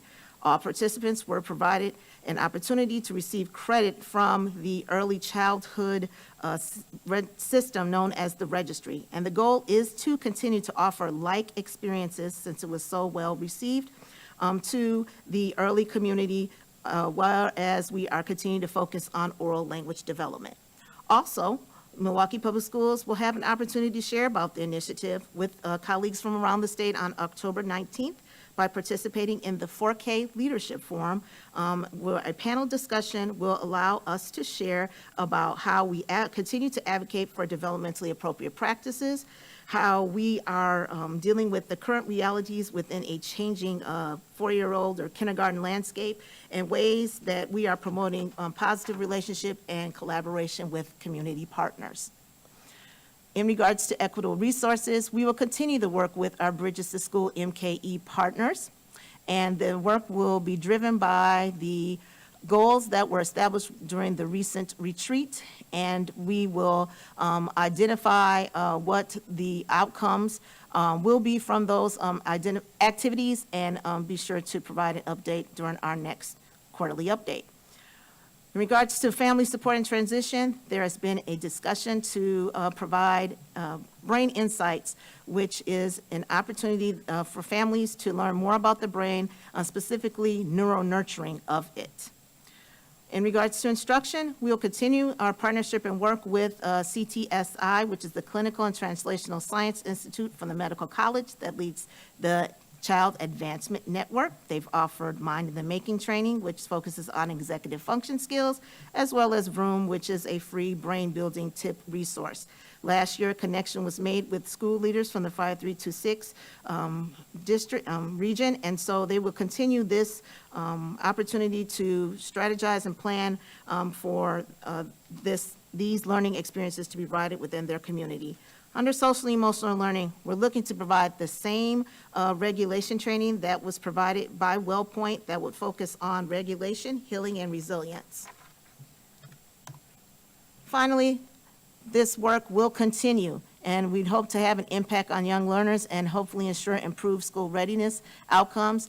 Thus, we'll plan to look to the following as a future focus. One, we will continue to plan for these oral language series. Next, we will continue to work in collaboration with the Office of Early Childhood Initiatives on Mighty Small Moments. We will also connect the district with other outreach efforts through partnership with our Bridges to School project. We'll support ambitious instruction by continually to focus on developmentally appropriate strategies that enhance learning experience for young children. And we will connect with the Institute for Child and Family Wellbeing to provide workshops on trauma, resilience, and emotional well-being. Overall, the work will continue on ensuring that we have equitable resource and high-quality professional development by looking into ways to better support the early learning community. This concludes this presentation, and I'll be more than happy to address any questions that you may have. Thank you. Thank you. Do committee members wish to ask questions or make comments? This item. Seeing none, do any members of the public wish to make comments? Madam Chair, we have no request for public testimony on this item. Thank you. I just have one question. Well, first of all, just thank you. This is a lot of work. I know a lot of it's ongoing, and I really appreciate all of the outreach that you do into the community and to build those partnerships that are so important. And congratulations on the success of SOLI. To find programs like that and then see that level of participation is wonderful. So just congratulations on all of that hard work. I just had one question. When we talk about developmentally appropriate, learning for our youngest students, I know that there's often this discussion about what role play, has in the classroom with young learners. Could you just speak a little bit about how we're addressing that as a district, how we're trying to include that as part of our early childhood experience? Chair Simpson and other members of the committee, Chrissy Washington, Early Learning Manager. Yes, play has been a focus and a forefront of the work that we are continually to address. We're looking to do it in two ways, both work with our initiative as well as to further support play, since we provide 45 minutes of uninterrupted opportunities to have guided and structured experiences, as well as free choice play within our kindergarten classrooms. So yes, that focus will continue. We are guided by the National Association for the Education of Young Children and their recent update, the 4th edition. So that is where the direction comes from. In regards to how it will impact with this initiative, we're looking to further connect, because we know that our early learners are also ones who benefit from those opportunities. So we look to provide professional development on it. I've actually looked at the work of Wendy Ostroff, who I've heard speak, who is one who's written a book on cultivating curiosity. So, once again, it is something that we are trying to figure out the best way to be able to roll out, but it will most definitely hopefully impact both those who are internally and benefiting from the education they receive in our schools, as well as those that we're able to continue as we expand partnerships with our partners on the outside, that they will be able to benefit from it as well. Thank you. Yeah, I appreciate that, and just being the grandparent of a K-5, I know how important and critical that is during their day. Director Peterson. I do want to thank you for all the work that you and your staff has done. I had one question on the early childhood demographics. I see that 4.2% are English language learners. I would have thought we would have had more of a higher percentage, and I just wonder what your thoughts are on that issue. Administration. Well, Director Simpson, Director Peterson, and other members of the committee, Christy Washington, Early Learning Manager. This information is direct demographics reflective of Third Friday, may not necessarily have been the official numbers that at the time that I did get this. However, in regards to the percentage that is reflected there, just will say that we will continue to work with them and ensure and monitor this to ensure that they are providing the appropriate support and service. Follow-up, Director Peterson. A lot of competition on the south side in terms of public versus private schools, and the more that we can draw students into our early childhood education programs, the more likely our enrollment will increase as well. That's one of my thoughts. May I add on? I'm not here necessarily to highlight that, but I just wanted to share that one of our recently opened, I believe as of this week, was at View and for a Head Start 3-year-old program. So yes, we are definitely considering other options to provide support for those learners. Thank you very much. Thank you. Thank you. Thank you. I appreciate that. Is there any further discussion? And Madam Secretary, I'm sorry, I don't remember if I asked you, do any members of the public wish to make comment? Madam Chair, we have no request for public testimony on this item. Thank you. Seeing no further discussion, thank you very much for that report. Always look forward to hearing it. Love our early childhood program in MPS. Madam Secretary, next item, please. The next item is item 6, which is a report with possible action regarding the Climate Justice Curriculum Advisory Committee and District Sustainability Team. This is an informational item, and although it has been noticed for possible action, no action is required. Would the administration please present this item? Chair Simpson and members of the committee, this item is a report related to the Climate Justice Curriculum Advisory Committee and the District Sustainability Team. The team is here with me this evening and walk us through the report and provide an update. I will now turn it over to two of the team members, Kimberly Teller Rico Wolf, and also Heather Diesel, as well as Sean Kane, who's with us this evening. And after they are done, we're prepared to answer any questions that you may have. Kimberly? Thank you, Superintendent Posley. Good evening, Chair Simpson and members of the committee. My name is Kimberly Tellurico Wolf, Climate Justice Instructional Coach. I received a warm welcome into the Curriculum and Instruction Department, specifically with the science team, after my introduction on August 19th, 2022. Since then, I've had the opportunity to meet with community partners, Reflow, Fork Farms, the Medical College of Wisconsin, UW Extension Office with the Urban Agriculture and Community Gardens Specialist, Learn Deep, and Freshwater Toolkit. I presented a professional development course for onboarding teachers with flexible vertical farming units, collaborated on projects in progress, such as the green and healthy schoolyards, and introduced my position to over 1,600 elementary and middle school teachers during the Teacher Institute Day in early September. The Climate Justice Curriculum Advisory Committee meetings will be resuming. At this time, I'll turn it over to Heather Dietzel for the District Sustainability Team update. Thank you, Kim. Thank you, Superintendent Posley. Good evening, Chair Simpson.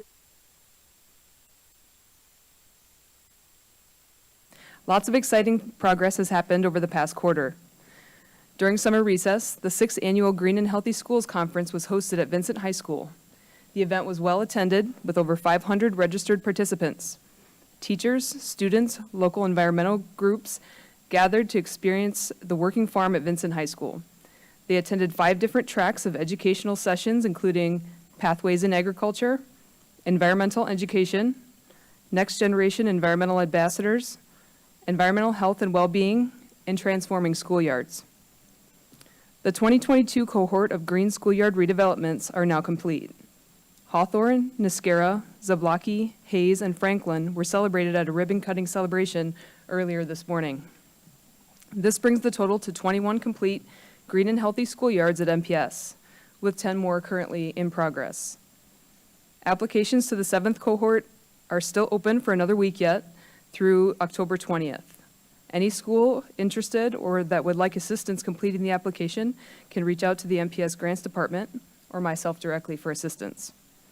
This concludes our report, and we'd be happy to answer any of your questions. Thank you very much. Do committee members wish to make comments or ask questions? Director Peterson.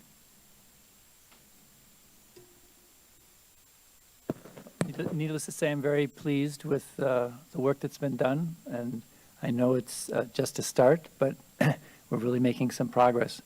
I wanted to mention that the event this morning at Hawthorne was quite amazing. If you get a chance to drive by that school and see the playground and the green yards, you'll just be blown away. It's just really, really spectacular. I did want to also mention that while I was not able to attend the conference that was mentioned on August 6th, Reflow did do a summary on, I think it's on their website, and they're both are people who are talking to us today were interviewed and on that, and if you want more information about what they're up to, all the good things, I suggest that you go to the Reflow website. In fact, if you could explain what Reflow is, I use that term, but they're one of our many partners. So I want to thank you very much, both of you. Not sure who would like to take that question. Committee, Director Peterson. Reflow is a community nonprofit. They're a water nonprofit. They're here in Milwaukee, and they're a fantastic advocate for closing the gap between processes that are already well established and how to think bigger and develop new pathways towards eventually affecting climate change. So they're a supporter in every way of our programs, our students. They remind us to reach out to every student in every way possible and make all those connections. So it's been a very successful partnership. Thank you, Ms. Dietzel. Follow-up, Director Peterson? Could you just mention their ambassador program as well, involving the high school students? Ms. Dietzel? Chair Simpson, members of the committee, Director Peterson. Yes, they have a student ambassador program. They hire MPS students, and they run 2 different groups per year. I think the first group is just getting started now. They kind of kick off their season with exposure to different career pathways. So myself and Kim will be asked to go in and talk to the interns, just tell them about our career path and how we made it to where we are today. They take on extras and projects for the green schoolyards. They build gaga ball pits. They build Leopold benches. And they participate in providing maintenance for the bioswales in the summers. So they're very adept at identifying native plantings and pulling weeds and hard work. That is so great. Yeah, it is. Thank you very much. Thank you. Do any members of the public wish to make comments? Madam Chair, we have no request for public testimony on this item. Thank you. Is there any further discussion? Okay, thank you so much for that exciting update. I will tell you, I live in the neighborhood of Niskera, and that has been the buzz around the neighborhood all summer. Everybody's talking about the progress, and the kids can't wait to go over there. And what a nice way to promote MPS and show our families, you know, the different initiatives that we're taking on behalf of our children to make sure they're receiving a well-rounded education, and that we care about our environment. So thank you very much for that update. All right. I think we are on to the next item. Madam Secretary, next item, please. The next item is item 7, which is a report with possible action on the post-secondary enrollment data. This is an informational item, and although it has been noticed for possible action, no action is required. Would administration please present the next item? Here's Chair Simpson and members of the committee. The item before you this evening on this evening's agenda is the annual report on post-secondary enrollment data. The report on this item will be Dr. John Hill, along with Dr. Melanie Stewart. Dr. Hill.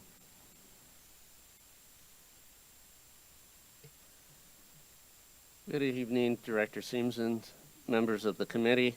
I'm John Hill, Director of College Career Readiness, and Dr. Stewart has just landed, so she will probably get here as we wrap up. But bear with me, and we will go through this report on our post-secondary enrollment data that we are excited to share with you tonight. You've got this, Mr. Hill. So this will relate to our increasing academic achievement and accountability. The data we are sharing is from the National Student Clearinghouse. I would like to say this is kind of the gold standard when it comes to post-secondary data. As you can see, they work with over 13,000 high schools, representing almost 70% of all students, and they track 97% of post-secondary students and 95% of all degrees awarded. So it is very reliable and accurate data that we are looking at tonight. This chart shows us the percent of graduates enrolled in fall immediately after graduation. So what's important to note with this is lagging data. So we're always a year behind because it takes a year for post-secondary institutions to report who's enrolled, you know, and for all of that to get recorded. I will point out nationally, so a couple things on this chart real quickly. 2016, that you see that big spike in the two-year institutions. That was the first year of the MATC promise. 2017-18, those were our Gear Up cohort years. So you see they were, and that was a big grant we had for 7 years, $28 million to help post-secondary enrollment. Nationally, there was an 8% drop in four-year enrollment since the fall of 2019, and a 15% drop in two-year institutional enrollment. And as you can see, we've kind of weathered the storm better than the national average, thanks to the work of the school counselors and college and career centers and all of our school staff. Here is our enrollment by race and ethnicity. Obviously, we look at this and we see we still have work to do to address certain student groups to improve their access and attainment to post-secondary institutions. Here shows the first year after graduation. So you start to see some increases from the fall. So there are students that maybe don't enroll immediately after fall, but do so in the spring semester. And then National Student Clearinghouse also provides this information on 2 years after graduation, and you will see there was a 8% increase. So for some students, they took a gap year, particularly due to the pandemic. Persistence, this measures students who enroll and stay in our post-secondary institutions. And you can see prior to the pandemic, it was fairly steady, particularly at the four-year institutions. And then you see a slight drop in 2020. And so on our end, we do a number of things to help prepare students for post-secondary enrollment. Part of it is dual enrollment. We do transcripted credits. That's where our MPS teachers are certified to teach the college courses right at the school. And then typically we do a lot of that with MATC, but we have increased our UWM courses at a number of our schools. Early College Credit Program and Start College Now, those are statewide programs, so those apply to districts across the state. That's where students sign up individually to take individual courses. So they basically are going to the college campus on their own. And then we have contracted college courses to come into our schools. So a couple examples would be our HVAC, heating, ventilation, air conditioning, cosmetology courses at Obama. We've run some English courses and math courses at a few other schools. And then, of course, we have contracted college courses on campus. The most notable example is our MQ College Connections. And then we still offer our slate of advanced placement and IB courses for students at schools across the district, and students that take the AP or IB exam, score high enough, usually are able to get credits or moved up in their course selection at a college. So speaking of IB and AP, our next chart shows our test scores of students who took AP and IB exams. So this is the percent of the exams taken, not to be confused with percent of all the students who took an AP or IB class, because the exam is optional. So the good news is we're seeing,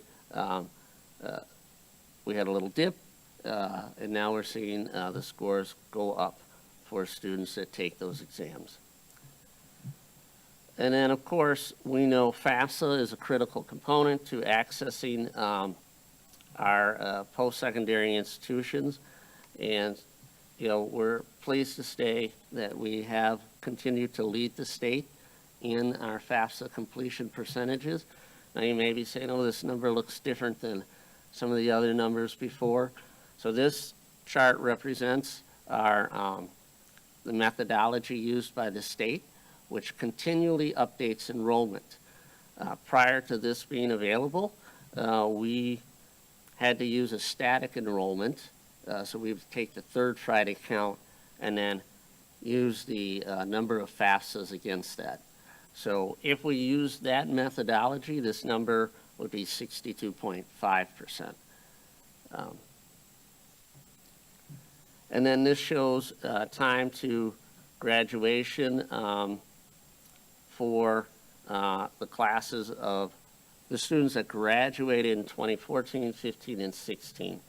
So the dark maroon color is, 2 years or less, 3 years, 4 years, and 5 years.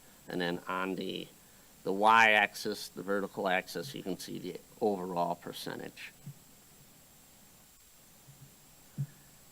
And then this chart shows our class of 2014, and you can see that we had quite a few engage over those years with post-secondary enrollment, but about 20% who graduated, but overall 64.6% of our graduates did participate in taking some coursework at post-secondary institutions.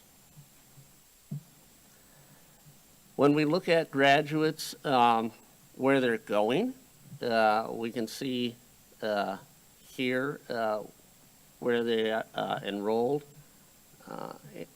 in this that class of 2014 again.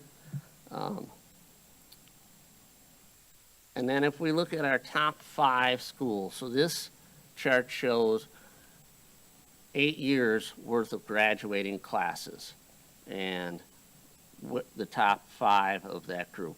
And MATC, UWM are the top 2, with Madison being number 3. There is kind of a big drop-off between 3 and 4 in terms of overall numbers. So a year ago, you would not have seen Marquette University on this list, but they made a big jump in the past year. They offered a lot of scholarship dollars to students. And then Whitewater is sitting at number 5. I can tell you, because I just calculated this for a different meeting, 60% of the students from 2014 to 21 went to a UW system school, and 30% went to MATC, and then 10% elsewhere. And then when we look at our next steps, obviously one of the big things that, and we literally just talked about this morning with our school counselors, is we expect and support all students towards the goal of post-secondary readiness. So in particular, course selection, making sure I'm taking enough years of math and science and social studies, not just the minimums needed to graduate. I'm challenging myself as a student, so I have options when I graduate. We'll continue our partnerships with our post-secondary institutions such as UWM, MATC, UW-Madison, UW-Parkside, as well as our programs that support preparing our students through dual enrollment, or they provide pre-college experiences, Fafsa assistance, tutoring. And then, we have added Fafsa, free application for federal student aid, as a graduation requirement, thanks to all of you this summer. So that will be we anticipate a big help, because that will engage students and families in that discussion about college access and how it is accessible, and there are funds available. With our work with the strategic plan, I'm sure Dr. Mel would have expounded upon, we will be developing that profile of a graduate. And with that, if you have any questions, I'd be happy to address them. Thank you so much for that report. Do committee members wish to make comments or ask any questions? Director Carr. Thank you for the presentation. Just for my clarification, if we could go back to slide 11 in the presentation, I just want to make sure that I'm reading this correctly. It says completed is reflected in green on one side, on the state side, but then in PS side, it's reflected in yellow. Is that an error, or am I reading this correctly? That is an error. You have very sharp eyes. Thank you. Yes. Thank you for catching that. None of us did at the pre-SASE meeting. Right. Are there any other questions or comments by committee members at the moment? No? Do any members of the public wish to make comments? Madam Chair, we have no request for public testimony on this item. Thank you. Is there any further discussion? No? All right. Well, thank you very much. You did a great job sharing all of this information and data, and it's something that's really important for us as a district to keep working on. So I appreciate your efforts to move the needle on all of this and encourage our students to fill out those FAFSA forms. I was just at a high school yesterday where they were talking about it. So wonderful job. Madam Secretary, next item, please. The next item is item 8, a report with possible action regarding the 53206 initiative. This is an informational item, and although it has been noticed for possible action, no action is required. Would administration please present this item? Chair Simpson and members of the committee. This evening, we are prepared to share an update on our work associated with the 53206 initiative. At this time, I will ask Mr. Turner to begin the presentation, after which we'll be more than happy to entertain any questions that you may have. Mr. Turner.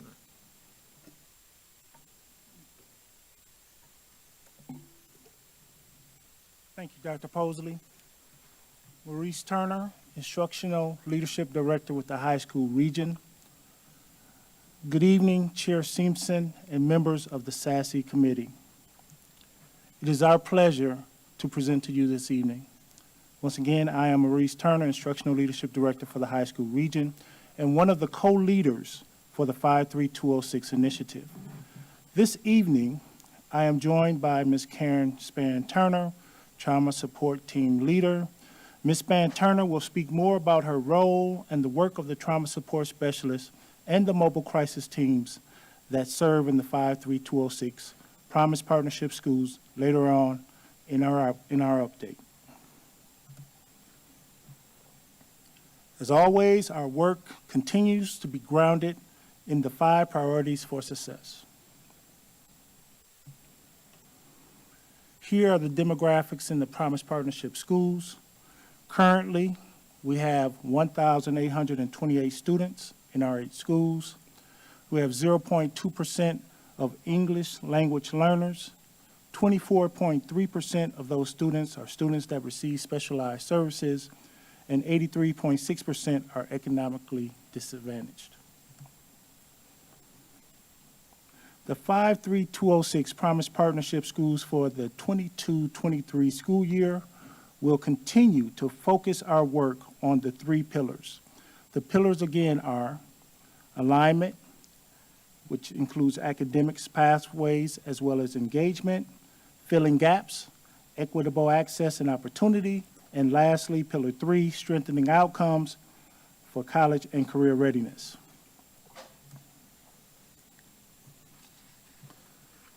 On this slide, we speak to the work that has been achieved in Pillar 1, aligning the pipeline, academics, pathways, and engagement. All school communities utilize the NPS culturally responsive teaching standards. We continue to work with leadership teams on leadership training. All schools utilize the family and community engagement framework to engage our families. And school communities will utilize the concepts of backwards design planning model to create instructional units aligned to rigorous assessments. Here's the current work. Schools will maintain an updated website with information on relevant concerns to students, families, and the larger community. All school communities will develop collaborative structures that ensure focus on curriculum, creating common assessments, and sharing instructional strategies. We will continue to develop and use common formative assessments in writing to support data-driven culture. Then lastly, in Pillar 1, all schools will participate in Promise Partnership School Reviews twice a year. We're currently working on that. Pillar 2, filling the gaps. Achievements: ensure that all 53206 Promise Partnership Schools offer academic tutoring and homework help. Our trauma support specialists will have a common delivery plan for trauma-informed care. You'll hear more about that this evening when Ms. Span-Turner takes over the presentation. We will continue to support the showcase of 53206 Promise Partnership Schools through our Lights Are On, open houses, and recruitment fairs. And then we will continue to collaborate with human resources. And so as we collaborate with human resources, we continue to participate in those retention and attraction strategies, both locally and district-wide. Presently, there are 12 teacher vacancies and 17 paraprofessional vacancies in the 53206 Promise Partnership Schools.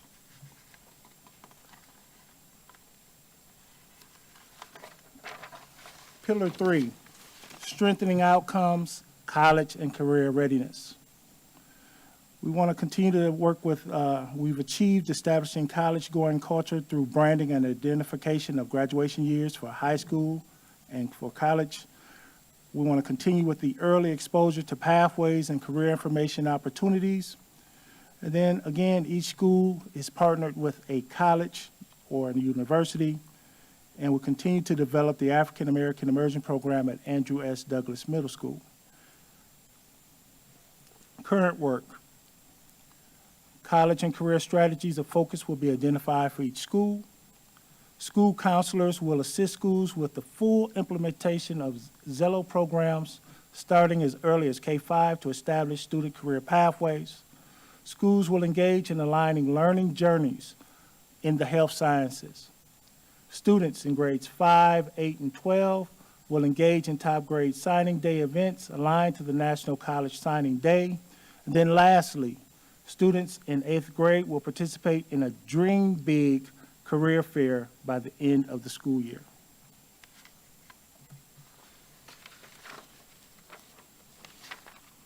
We have some partnership data to share with you. Overall, up until this point of the school year, overall attendance is trending upward compared to last year. Incident referrals are trending downward compared to last year. And lastly, overall suspensions and the number of students suspended are trending downward compared to last year in our cohort of schools, which is the 8.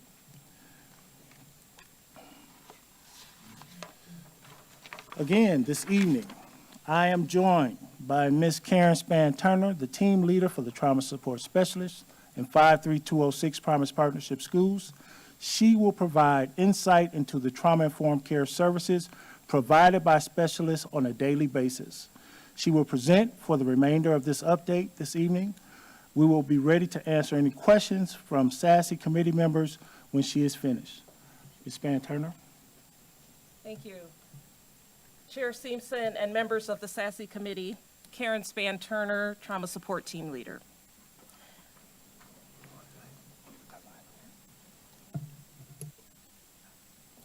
I serve as the trauma team leader for the 53206 program, coordinating services for our 53206 schools and supporting team development relating to trauma-informed care. We have a full-time trauma support specialist in each of our schools to promote social and emotional behaviors, trauma-informed care, and wellness to support academic growth in the school community. We also have our mobile crisis team of school psychologists and school social workers housed at Our Avenue and North Division. The mobile team's role is to promote overall wellness and support our school needs at the Tier 2 and Tier 3 level. We do have some new members joining our team this school year that will be receiving initial onboarding, which includes additional trauma trainings. Our staff review school data with leadership and academic behavior intervention teams, including discussion and coordinated action regarding reports relating to office and discipline referrals, suspension data to address school needs and examine disproportionality.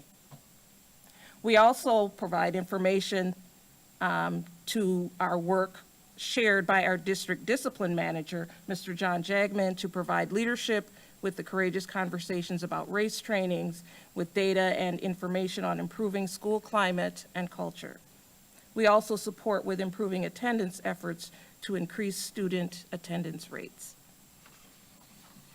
The trauma support team works with schools, which includes the entire school body, classrooms, small groups, or individual students to promote mental fitness for students, staff, and the school community. An example would be a school-sponsored literacy night for families where the trauma support specialist would coordinate with other support staff to facilitate an activity for social and emotional wellness, as well as providing tips for families. All 8 of our school sites have Zen dens that are monitored by our trauma support specialists. These calming spaces are designed to teach students to identify emotions, learn ways to reduce anxiety, and regulate stress. We provide professional development for staff promoting personal and professional wellness, including self-care and compassion resilience. Trauma support specialists also engage with staff trainings, including mindfulness activities, restorative practices, circles, and culturally responsive practices. These practices are also applied to our work with our students. This concludes our presentation. Thank you. At this time, we will entertain any questions that the committee may have. Thank you very much for that presentation. Do committee members wish to make comments or ask questions? Director Carr? Thank you. Thank you for the presentation, and thank you all for the work that you do on behalf of the initiative. I have a couple questions. One, in October of last year, there was money allocated specifically to support 53206 schools, hard to fill vacancies. And I heard you say there were 12 teacher vacancies and 17 paraprofessionals. How has that support supported the initiative overall? Or was it not enough? Is there more that's needed? Can you kind of walk me through the vacancies and how that was impactful, if it was at all? Administration.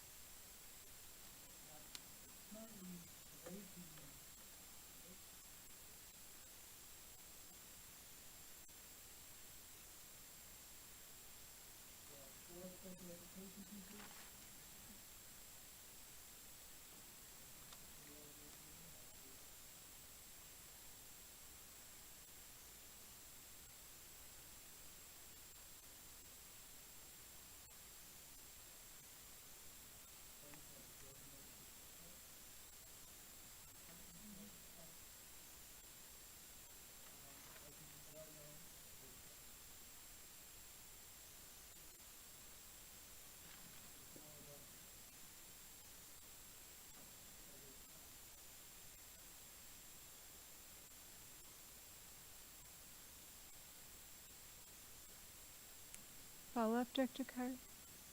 Give me a second, I'm sorry. Oh, no, that's okay. Take your time. Any other committee members? All right. Do members of the public wish to make comments?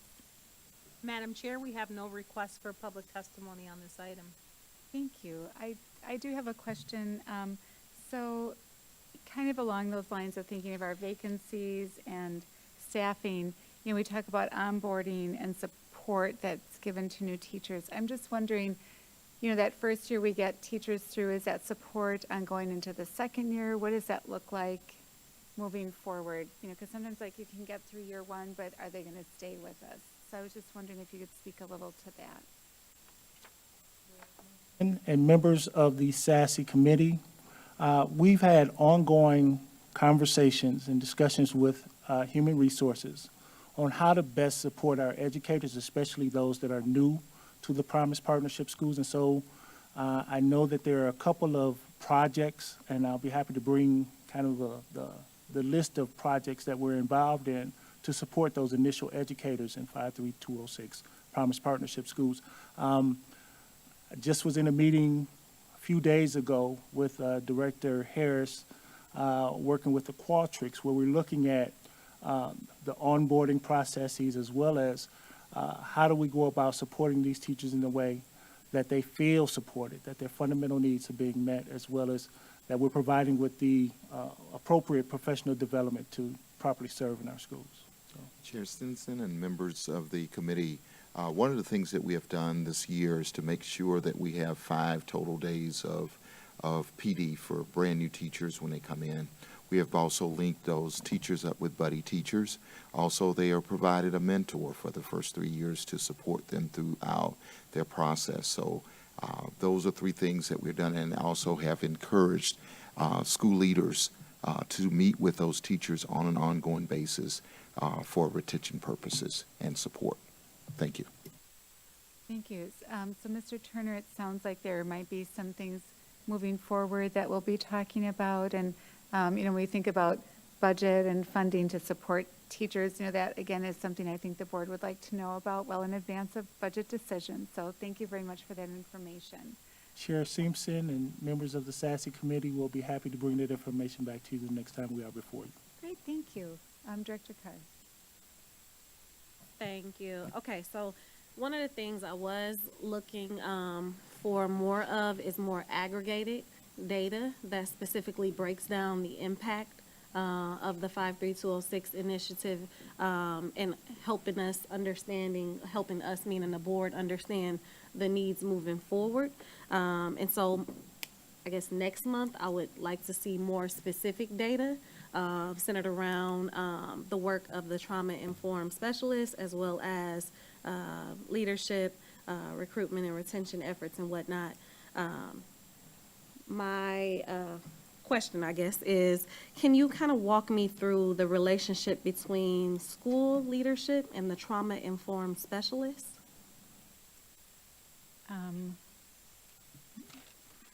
Administration? Chair Simpson, Director Carr, and members of the SASE Committee, Karen Span-Turner, Trauma Support Team Leader. It is a rather close relationship that the trauma support specialist engages with their administrator in their building. They're a part of a number of committees that are major committees in the school building. They're always a part of the wellness team, the behavior teams. We also have school community partnerships with mental health therapists who are in our building and coordinating and collaborating with them as well. So their wellness piece within the building is related to mental health, but we know that mental health encompasses so many other things. It's not just what's going on in your head, but are you getting enough sleep, and are you eating properly, or when are you eating, and some of those other questions, and what's going on in your personal life and how that could be impacting your ability to connect or engage in the school environment. So those things are very important. As I mentioned earlier, we do have professional development in a number of areas relating to social and emotional wellness overall. Thank you, Ms. Span-Turner. Any other questions? Director Garcia? Yeah, my question is around the Promise Partnership School Review. Who's the team, or who's part of the review, and then what is just an overall overview of that process? Mr. Turner? Chair Simpson, Director Garcia, and members of the SASE Committee. The peer review rests in Pillar 1, and so the teams that will be a part of that will be members of the curriculum and instruction staff here at Central Services, as well as the building leader, as well as team members of the 53206 initiative that will look at attendance data, behavioral data, academic data, and things of that nature, just to see, engage in the impact of our support for those schools. And so we're in the process of developing that process now. Thank you. Director Garcia, follow up? Thank you. Great. I think we're good. All right. Any further discussion on this item? All right. Seeing none. Madam Secretary, is there any public comment on this item? Madam Chair, we have no request for public testimony on this item. Thank you. Thank you so much for that report. I appreciate it. All right, Madam Secretary, next item, please. The next item is item number 9, which is a report with possible action on the regional showcase. This is for the East Region. This is an informational item, and although it has been noticed for possible action, no action is required. Will administration please present this item? Chair Simpson and members of the committee, as always, we're excited to bring you our monthly regional showcase. This month, we will feature Clement Avenue School, and we welcome Principal Shannon Kilsdunk, who's here with us tonight. And we will start off our presentation with Dr. Dinkins, and after which we'll turn it over to Principal Kilsdunk. Dr. Dinkins. Good evening, Chair Simpson and members of the committee. I am Dr. Tony Dinkins, the Regional Superintendent for the East Region, and I am honored here tonight to bring you the regional showcase and to share with you the many terrific things that are happening in our schools. Our spotlight school, as Dr. Posley mentioned, is Clement Avenue School, and I am joined here tonight by Principal Mrs. Shannon Kilsdunk. In the East Region, our work is intertwined with each of the 5 priorities for success. It is always our goal to ensure that each priority is used to inform and guide our work and to ultimately improve student achievement and growth. The East Region boasts 23 innovative and uniquely child-centered schools serving approximately 9,287 students, with 12.3% being English language learners, 16.5% identified as students with disabilities, and 67.5% classified as economically disadvantaged. The East Region is one of the most diverse regions in Milwaukee Public Schools. In our region, 34.8% of our students are African American, 24.1% are Hispanic, 24.3% are white, 10.2% identify as Asian, 6% of our students identify as 2 or more ethnicities, 0.4% identify as Hawaiian or Pacific Islander. And in the East Region, we absolutely adore our diversity. During the 2020-21 school year, the East Region schools worked hard to provide quality teaching and learning experiences for our students. On the last state report card, 2 schools significantly exceeded expectations, 8 schools exceeded expectations, 7 schools met expectations, 4 schools met few expectations, 1 school failed to meet expectations, and 1 school had an alternative rating. What has contributed to our school's growth and success is our focus on ambitious instruction, ensuring our students' tasks are rigorous and complex, an intentional focus on student discourse, implementation of school-wide improvement strategies, and providing professional development to staff. Our early literacy STAR data from fall 21-22 to fall 22-23 has seen growth in the percentage of students scoring on target and significantly above target. 8.7% of our students were on target in early literacy, and 10.7% were significantly above target. We also decreased the percentage of students who scored below target from fall 21-22 to fall 22-23. So our earliest readers are moving in the right direction.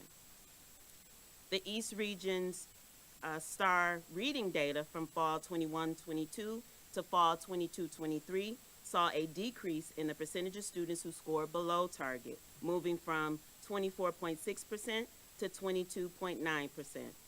During the fall of this school year, 8.1% of our students scored on target, and 11.5% scored significantly above target. Our STAR math data from fall 21-22 to fall 22-23 saw an increase in the percentage of students scoring significantly above target. We went from 11.4% significantly above target to 13.6% significantly above target. We also we were able to decrease the percentage of students scoring significantly below target from fall of last year to fall of this year, moving from 32% to 29.8%.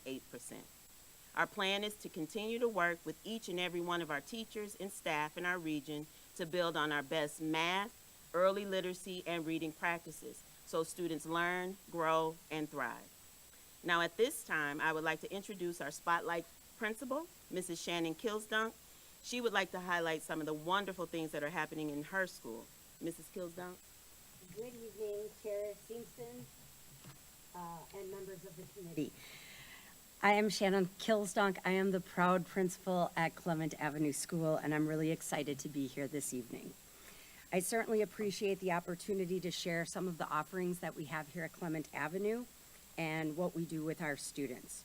We are the self-appointed Bayview Green School, and we foster independent thinkers through equitable, environmentally responsible practices. Teachers, students, families, and the administration developed our core values to align our actions with our vision. Those values are respect, responsibility, community, teamwork, and honesty. Clement Avenue is a K-8 school. We are located on Clement Avenue in the Bayview community. We currently serve approximately 284 students.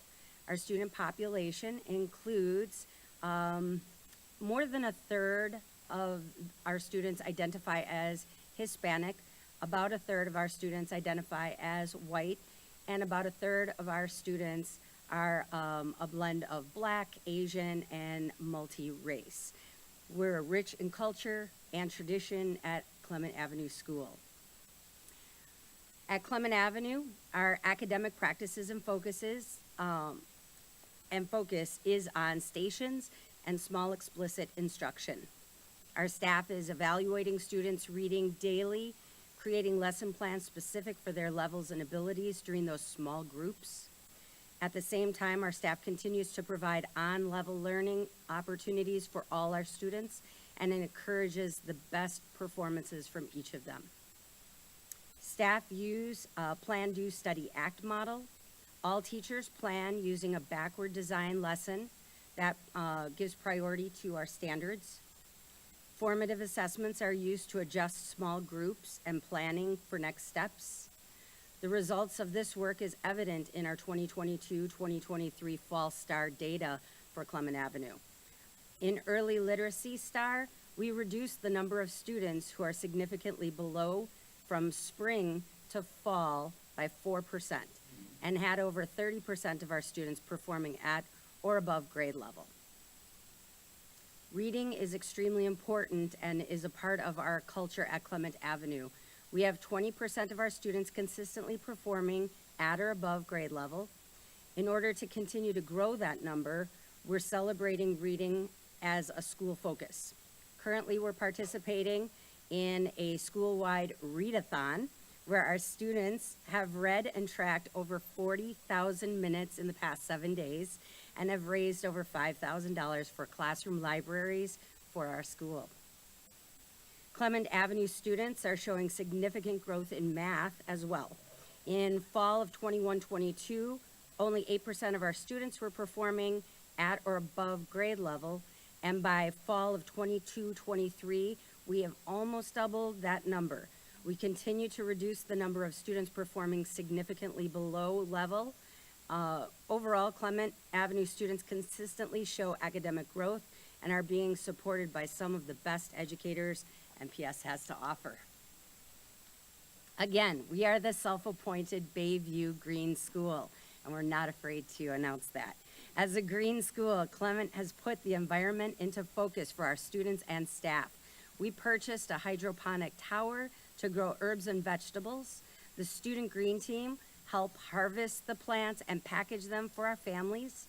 Our students also enjoy fresh fruits and vegetable program twice a week. As a school, we've adopted the practice of morning meetings each day. Over the summer, a committee of staff organized a book study and planned staff development to support all the staff with implementation of the morning meeting. A second team of teachers organized a book study around cultivating genius and created professional development to use throughout the school year to provide intentional practices which support cultural connections for our students, staff, and family. At Clement Avenue, we believe music, dance, and art support and develop the whole child.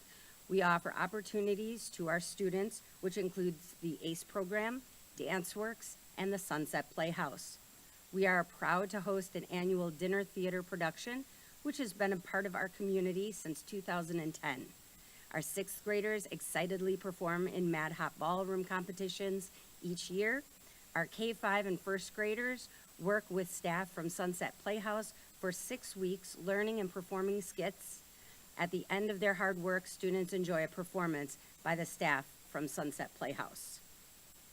Clement Avenue is proud to be the recipient of the U.S. Department of Education Green Ribbon School 2021. Our staff, students, families work tirelessly to fundraise and create an amazing green space for students to enjoy daily. Our green schoolyard includes a beautiful classroom, which has a classroom cart with supplies and curriculum for our teachers and our students to use. The green schoolyard is a place for exploration, learning, and exercise. Our schoolyard includes vegetable gardens, a 5-lane track, a soccer field, a bicycle lane, and a bicycle repair station. This space benefits the school and our Bayview community. Beside the beauty and activity space, our schoolyard promotes sustainability through harvesting as much as 69,000 gallons of stormwater each time it rains. Currently, Clement Avenue is working on adding a Gaga ball pit, picnic tables, an exercise station, and an above-ground cistern to gather even more water. And as a side note, today we enjoyed having our students attend at 96.1% attendance, and we had 4 home bases with 100% attendance. In closing, there are definitely opportunities for growth in the East region. We started this school year with several goals focused on academics, attendance, and climate and culture. By having goals, it keeps us focused on our target in alignment with the expectations of Milwaukee Public Schools and our work of putting student achievement as our priority. We want to increase the percentage of students on STAR scoring on target or significantly above target in the areas of early literacy, reading, and math through rigorous standards-based instruction by spring of 2023. We aim to increase attendance rates at each of our schools by focusing on creating school environments that all students love being a part of. We are working to expand programming at each of our schools to offer more extracurricular activities like chess club, debate, forensics, foreign languages, cheerleading, and creative arts activities. We know that when students are involved in these types of activities, they are most likely to excel in their academics. And finally, we are working to decrease suspension rates by ensuring teachers and school staff members have the tools that will allow them to build positive relationships with students and families, use proactive strategies with students in need, and focus on alternatives to suspension. Thank you for allowing us to showcase the East Region tonight, and now we will answer any questions that you may have. Chair Simpson and members of the committee, before we open up for questions, also would like to recognize, we talk about the East Region, we just would like to recognize Principal Cruz, who's here with us tonight, Principal at Fratney. Thank you. We're open for questions. Thank you very much, Dr. Dinkins and Mrs. Kilsdong. Did I say that right? I know why you're so smiley after that presentation. Do committee members wish to make comments or ask any questions? Director Carr. I just want to say great work. I am loving the outcomes, and I know it's a journey, but the progress that has been made from 2021, 2022 fall to this fall has been significant, and it shows the hard work, determination, and everything else that has been put forth in order to produce such outcomes. So great work. And if the culture and the climate is anything like how you are showing up, I'm already knowing that's a place to be. So thank you. Thank you for your hard work. Thank you. Do any members of the public wish to make comments? Madam Chair, we have no request for public testimony on this item. Thank you. Is there any further discussion? All right, yes, thank you so much for the presentation, your hard work, and I'm thrilled that you are the self-appointed Green School of Bayview. I think that's awesome. I love the partnership with Compost Crusaders, and you're giving your students lifelong skills to take care of the place where they live. So thank you very much. Thank you all. Yes, and the Gaga ball pit. All right, Madam Secretary, next item, please. The next item is item 10, a report with possible action regarding the Black Lives Matter initiative. This is an informational item, and although it has been noticed for possible action, no action is required. Would the administration please present this item? Chair Simpson and members of the committee, this evening we're prepared to present our quarterly report pertaining to Black Lives Matter. I have here with me this evening Felice Bill, Instructional Leadership Director, as well as Dr. Tony Dinkins, and they will present the presentation, and after which we'll be more than happy to entertain any questions that you may have. Felice. Good evening, Chair Simpson and members of the committee. My name is Felice Bill, Instructional Leadership Director of the Central Region. I'm happy to report that the Black Lives Matter initiative continues to develop and move forward towards the resolution goals and expectations. The subcommittee will continue to meet regularly to plan and develop curriculum connections and activities for staff, students to further this work. Today's presentation will provide you with the 22-23 quarterly report for Black Lives Matter. The development of the Black Lives Matter initiative is a critical component to the 5 priorities of success. The work of the core committee is aligned to improving district and school culture, developing our staff, strengthening communication and collaboration, and increasing academic achievement and accountability.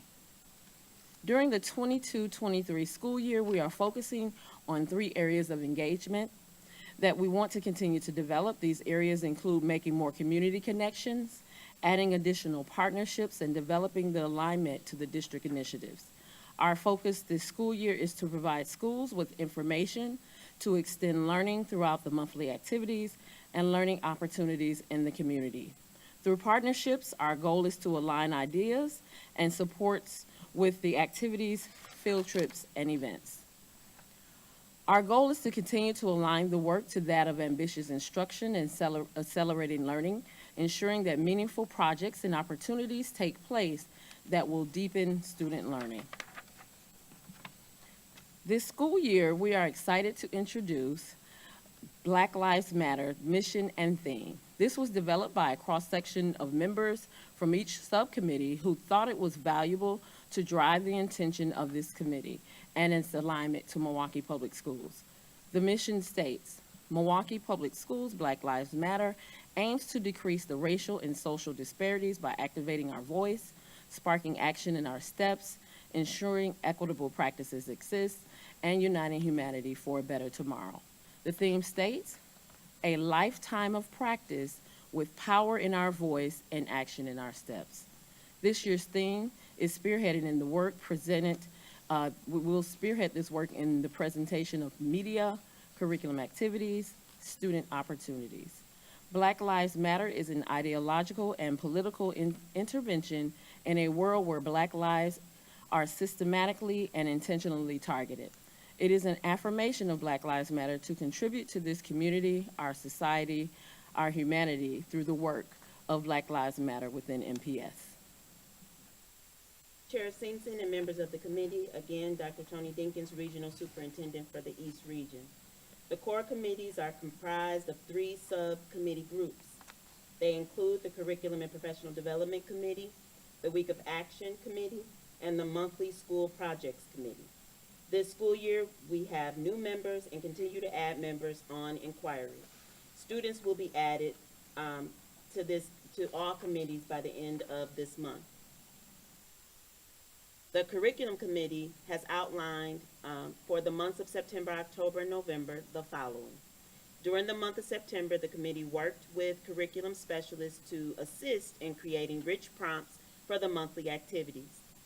This month, they will share monthly activities and academic alignment information with school support teachers, special education supervisors, principals, and assistant principals during their learning institutes. They will also identify the learning management course topics, select presenters, and establish content recordings, dates, and times. In November, they will connect with select community schools to further develop and implement the TULSA curriculum. The Week of Action Committee has several next steps that they will complete during the months of September, October, and November. In September, the committee worked to finalize and share the Black Lives Matter mission and theme for the 2022-23 school year.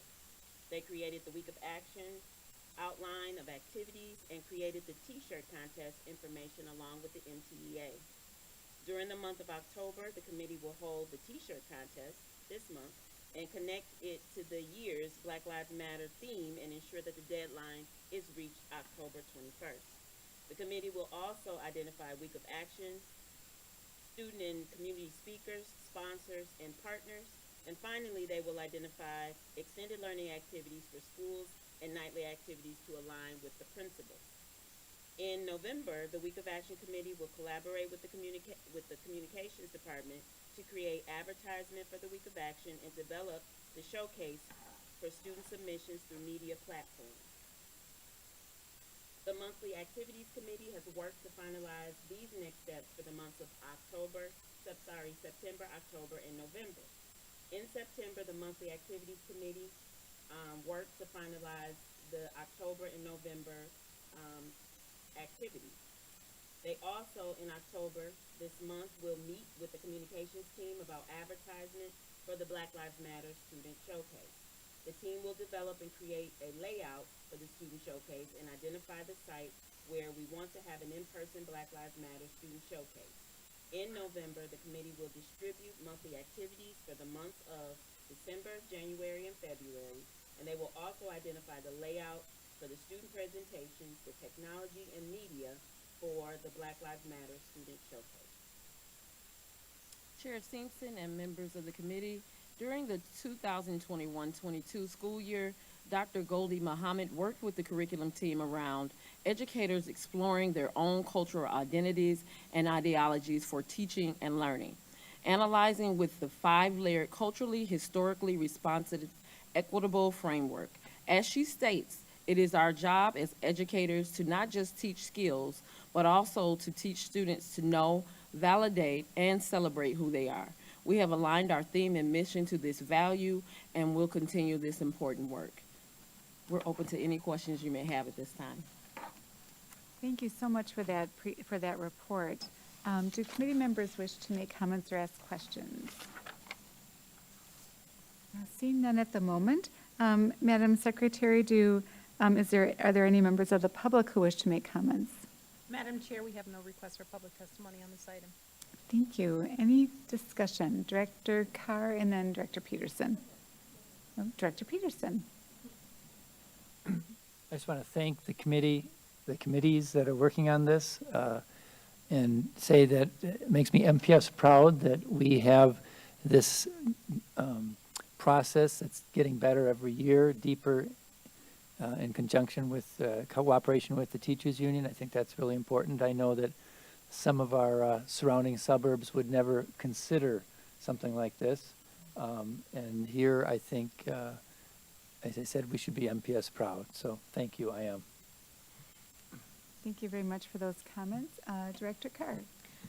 Thank you all for the work. I know that it is not easy, especially given all of the racial tension and all of the other controversy centered around CRT and whatnot. So I do want to say that I see you all, I thank you all, and I've seen the progress over the years, and I want to encourage you all to keep going at it. And I guess my only question is, what support as a board member or as a board of directors can we provide you all to continue to advance the efforts, the initiatives, and the work? Yep. Ms. Beal. We appreciate the support, and what we can do is when we have different events and when we are advocating for specific activities, is sometimes we may need some representation on the committees to give some voice and ideas and suggestions. So we just encourage, if you'd like to get involved in one of the committees, to also do that. Thank you for that suggestion. Director Carr, any follow-up? Count me in. Okay. Director Peterson and then Director Garcia. Just one other question. Have you had any relationship with the Martin Luther King writing contest? And if so, could you just describe it? Thanks. Administration. Chair Simpson and members of the committee, I am getting ready to bring Natsiana Buck, who has been the chairperson for a number of years, making sure that the Dr. Martin Luther King writing contest and speech and art contest is a part for all of our students. Go ahead, Natsiana.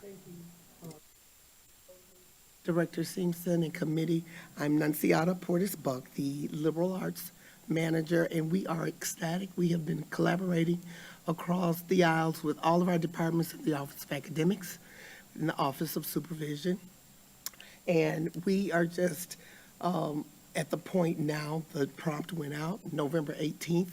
This year, we wanted to make sure all of the contests ended at the same time for the prelim applications. So this year, November 18th is that date. Save the date for Monday, January 16th, 2023 for the citywide celebration. So we are, we're just excited about the whole collaborative piece. So yes, Director Peterson, President Peterson. Yeah, and I just will say, as a teacher and then as a parent whose daughter participated and actually won one year for writing, and now as a school board director, I've been to many of those events, and they're always they just blow you away to see the talent of our students and their ability to express their thoughts in so many different ways. So thank you for your work on that. Thank you so much, Director Simpson. A wonderful opportunity. Thank you. Yeah. And we are excited. This year we have a study guide that's attached, so everything is ready for our students to empower us again with their voices, their talents, their artwork. Yeah, very exciting. And then members of the committee, also the winners will be before you in February, right? All right. Yay. Something to look forward to. Director Garcia. Yes, I know that there's an upcoming deadline for the T-shirt contest. If you could just tell us and the listening audience, like, where can they plug in to, I don't know, the requirements, how to submit things, because, it's around the corner, and hopefully people who are listening, artists and creatives out there within our schools, this is your time to listen so that your artwork may be featured. Looks like Ms. Beal has this one. And members of the committee, we are excited about the T-shirt contest. MTEA, along with the Black Lives Matter committee, we came up with this opportunity. It's directly aligned to our theme. And so the children will get an opportunity to create their theme. There are 2 different submissions that will be posted on the portal, the links to that. But all schools receive the flyer. It's also in Thursday updates with the links that will connect to the submission. So we're excited about it. Thank you. Thank you. That is exciting. Is there any further discussion on this item? No. Well, thank you. All of these wonderful highlights about MPS tonight. Oh, yeah. I'm sorry. Yep. Director Gokul Gandhi. Okay, this is related but unrelated. I just do want to shout out Ms. Beal coordinated a pretty intense visit yesterday from the First Lady of the United States and just did a fabulous job. So thank you so much. She was encouraging us to be quiet and leave when needed. She was very nice about it. So I just want to shout out. Thank you so much for everything you did yesterday.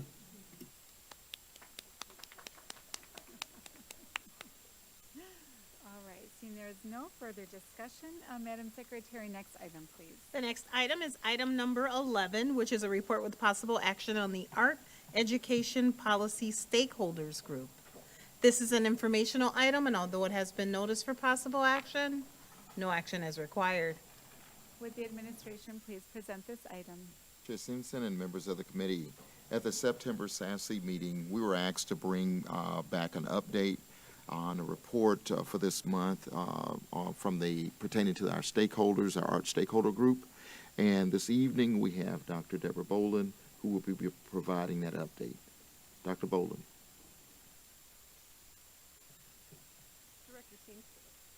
Director Simpson, members of the board. Dr. Deborah Bowling, Fine Arts Manager. Today we'd like to go over the updates to the visual art policy and things that have happened since we last met. For 5 priorities for success, we are always looking to increase academic achievement and accountability, but then of course strengthen communication and collaboration in these committees. We are currently in Art Education Expansion Phase 3, which includes 21 schools, 4 in the Northwest, 5 Central, 4 East, 4 in the Southwest, 2 high school, and 2 citywide. We have 10 new full-time positions and a total of 8.5 FTE increase. So taking a look back at art positions before the policy in 2018-19, we started off in a better position than music. We had 115 visual arts educators in 111 schools. So a total of 69% of our students had access to visual arts education. Now looking at year 3, we have 135 arts educators in 142 schools. 91% of our students have access to arts educators, and 100% of students will have access to visual art education with our community partnerships with those schools that have vacancies after Third Friday. As of 9/27, these are the vacancies that we have. There are 2 full-time vacancies, 5 paired positions, 2.4 FTE positions, 4.3, and 1.2. The very positive thing about that is these actually have decreased since then, as we are filling some of those part-time positions with some post-bac students from UWM.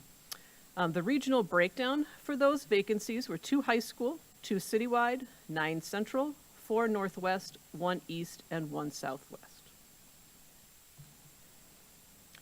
So far, curriculum work to date, we have a K-8 curriculum guide. High school curriculum guides have been created for art fundamentals, drawing and painting, ceramics, and printmaking. And in progress, we are looking at content-specific courses for traditional middle schools to increase engagement with our students, and high school curriculum guides for sculpture and fiber arts to begin the work in making sure that all of our students have access to high-quality planned instruction.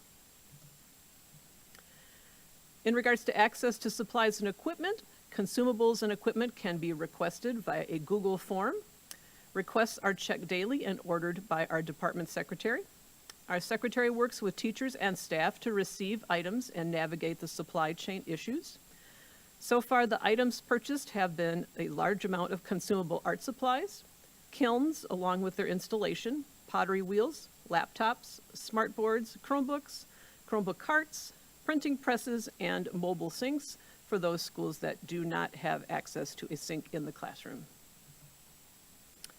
On 9/13, we met again, a stakeholder group consisting of board members, members of the MTE and MPS administration met to discuss the implementation of the policy thus far. We discussed a number of concerns, which was the implementation of the policy, looking at the chain of command on how those policies are made sure that they are actually followed, knowledge of the policy. We looked at scheduling, making sure that there are appropriate minutes of instruction as per the policy, and then transition time allocated for our teachers between classes. In regards to staffing, we agreed that positions will continue to be posted by specific school and looking at other venues for recruitment of diverse candidates. Finally, we talked about facilities, the availability of dedicated art rooms, and in those buildings that do not have space for a dedicated art room, what we are supplying to those teachers to ensure that they have the instructional things that they need. Next steps, the school leaders received a reminder about the visual arts policy, as well as the arts teachers. MPS HR will continue to post visual arts positions by specific school. We'll continue to follow the supply request procedure, which is working very well. Art teacher schedules have been collected now in order to monitor the minutes of instruction and transition time, and we will expand recruitment efforts to attract diverse candidates. That is the end of the visual arts presentation, and I'll be happy to answer any questions that you may have.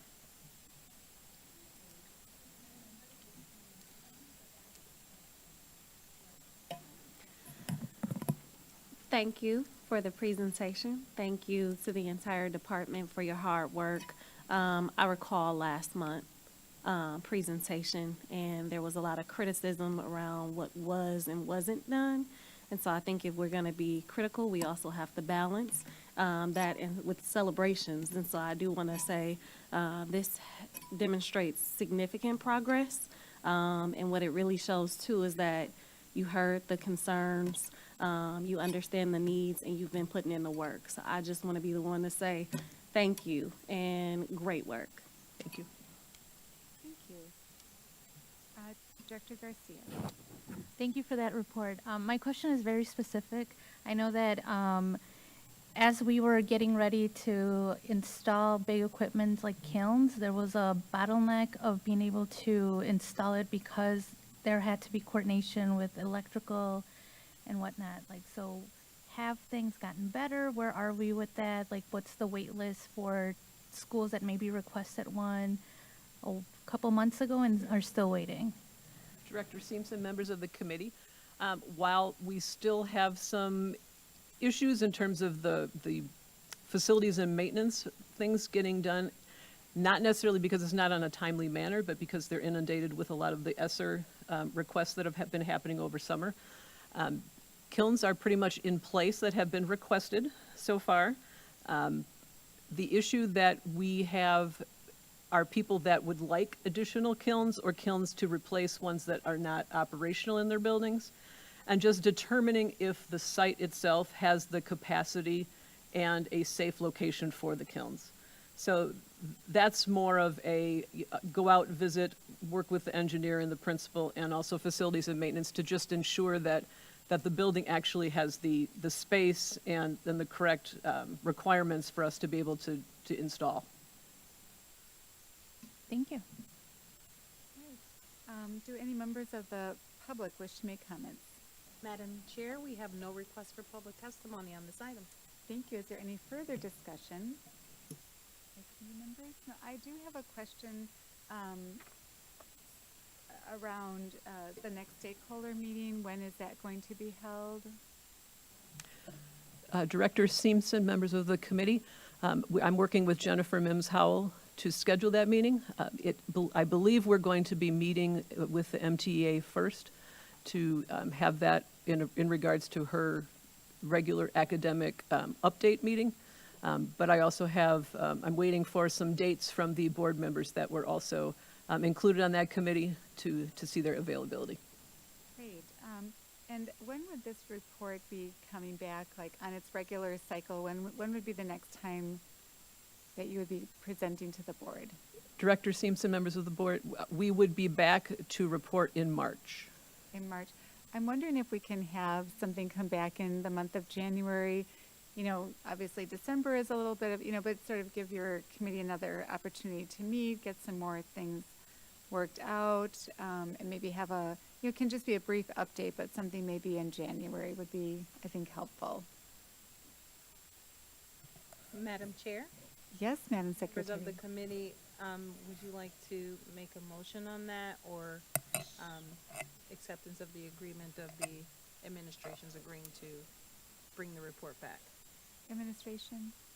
Chair Simpson and members of the committee will be more than happy to bring a report back in January. Okay, thank you. So noted.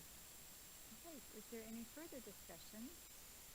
Okay, well, yeah, thank you for the work, for the meetings that you've been having, and all of the communication that goes on with that to kind of iron out. Obviously, as we're growing our fine arts programs, there are going to be some little bumps in the road, so I appreciate your efforts to just continue working on them to where they're all smoothed out, so thank you. With that, Madam Secretary, next item, please. The next item is item number 12, which is a report with possible action on the music education policy stakeholders group. This is an informational item, and although it has been noticed for possible action, no action is required. Thank you. Will administration please present this item? Chair Simpson and members of the committee, we are here tonight to report out on the music education stakeholder group. I have with me Sherry Garcia, the curriculum specialist, and she will provide the presentation, and after which we'll be more than happy to entertain any questions that you may have. Sherry. Thank you, Dr. Posley. Chair Simpson, members of the committee, Sherry Garcia, music curriculum specialist. We're here tonight to present an update. As always, our work is guided by the 5 priorities for success. Our music education expansion is also in phase 3 this year, and we opened up 38 schools, which would have been an increase of 12.7 full-time positions and 24 individual positions outlined as you see there. Our music positions before the policy, in 2018-19, we had 40 music educators in approximately 31 schools, and that represented only 19% of our music students, only 19% of MPS students having access to music education. Our music positions this year, year 3, 2022-23, are showing that we have 98 music educators in approximately 111 schools, and that is equivalent to 70% of our music students, which would also be increased to 100% if you include our community partnership with the Wisconsin Conservatory of Music. We do still have unfilled positions, as this is year 3 of a proposed 5-year expansion. We have approximately 30 positions that are open at this point. We have 10 full-time positions in single schools, 10 positions in paired schools. We have some 0.5 positions, and then a couple of smaller 0.2 positions. And as you can see, they're spread throughout the city with approximately 6 high schools, 6 central, 4 east, 3 in the northwest, 4 in the southwest, and 4 in our citywide schools that still have open music positions. All of those openings are still eligible to have services through the Wisconsin Conservatory of Music. We do have some good news to share. Our fall Saturday music class has set another new record for the enrollment, with over 80 families signing up on the first day that lessons were available. We have a new general music instrument specialist on board. There are piano labs at Vincent and Thoreau, with labs planned and in process for Cass Street and Burdick School. And U.S. Grant School is the recipient of a Save the Music Foundation grant that provided them with over $10,000 worth of instruments and equipment for this school year. Here's some new programs that are underway. Since my report in August, we have also added modern band programs at Hayes Bilingual School and at Cooper School. Curriculum work that's been completed to date. We do have curriculum guides in place for K through 5 general music. We have middle school curriculum guides for band, orchestra, modern band, and music technology.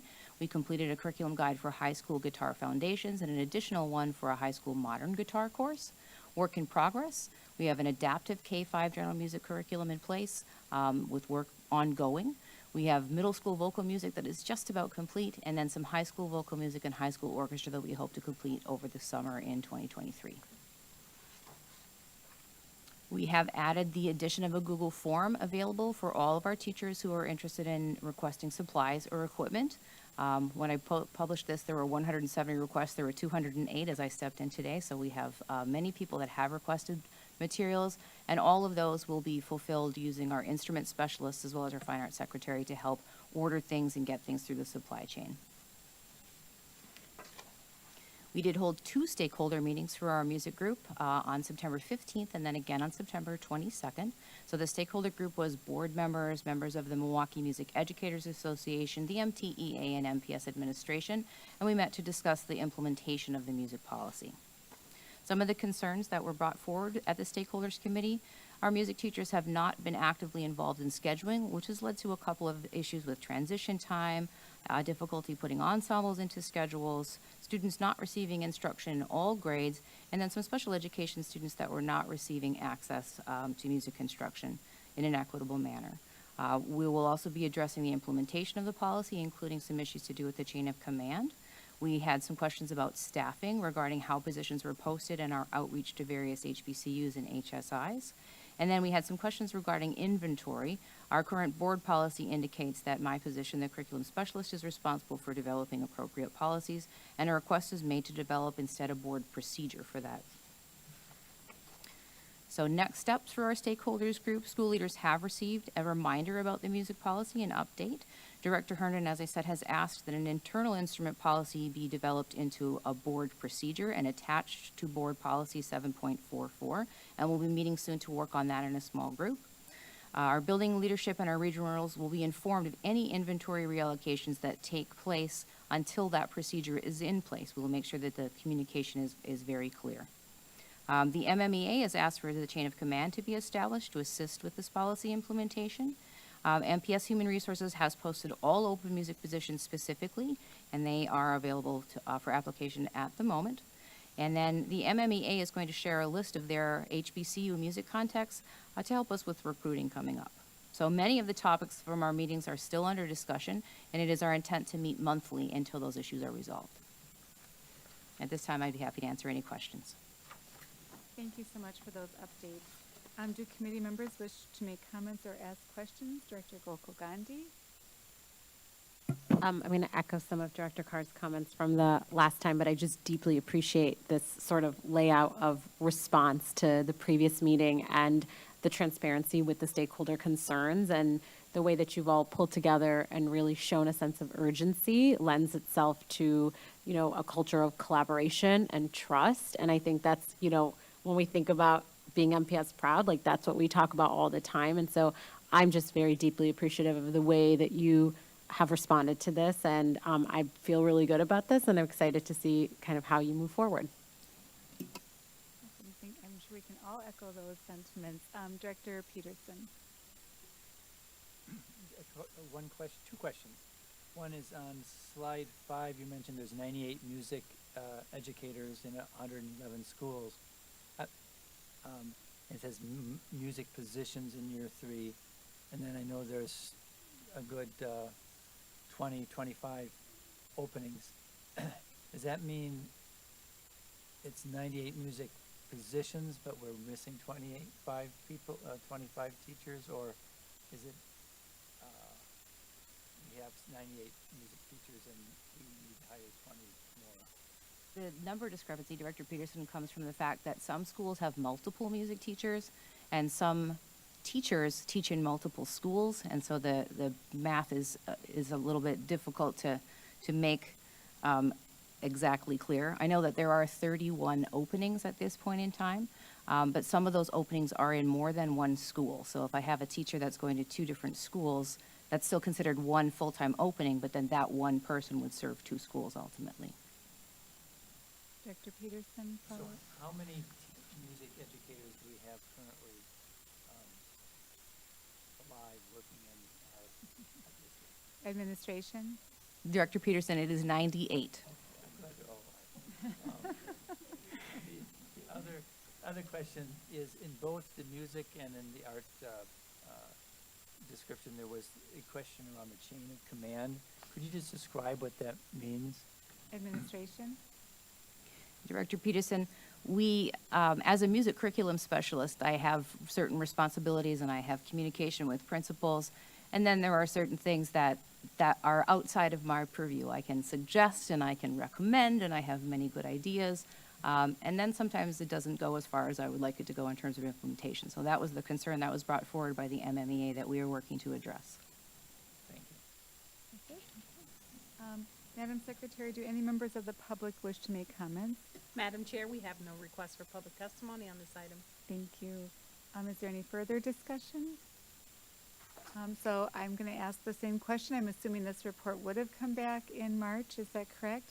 And if administration is agreeable, that we get an update in January, just because there are, you know, obviously this work is ongoing, and it would be nice to get an update. March is just a long ways away, if that's okay. Chair Simpson and members of the committee, the administration will be happy to bring back the report in January, along with the art and music at the same time. Great. Thank you. Thank you. Seeing there's no further discussion on this item, Madam Secretary, next item, please. Madam Chair, that was the last item on tonight's agenda. Well, thank you, everybody, for the meeting. And boy, if anyone wanted to know about some great things going on at MPS, they should have listened to this meeting. Maybe not all of it, but at least look at the agenda. There being no further business before the committee, this meeting is adjourned.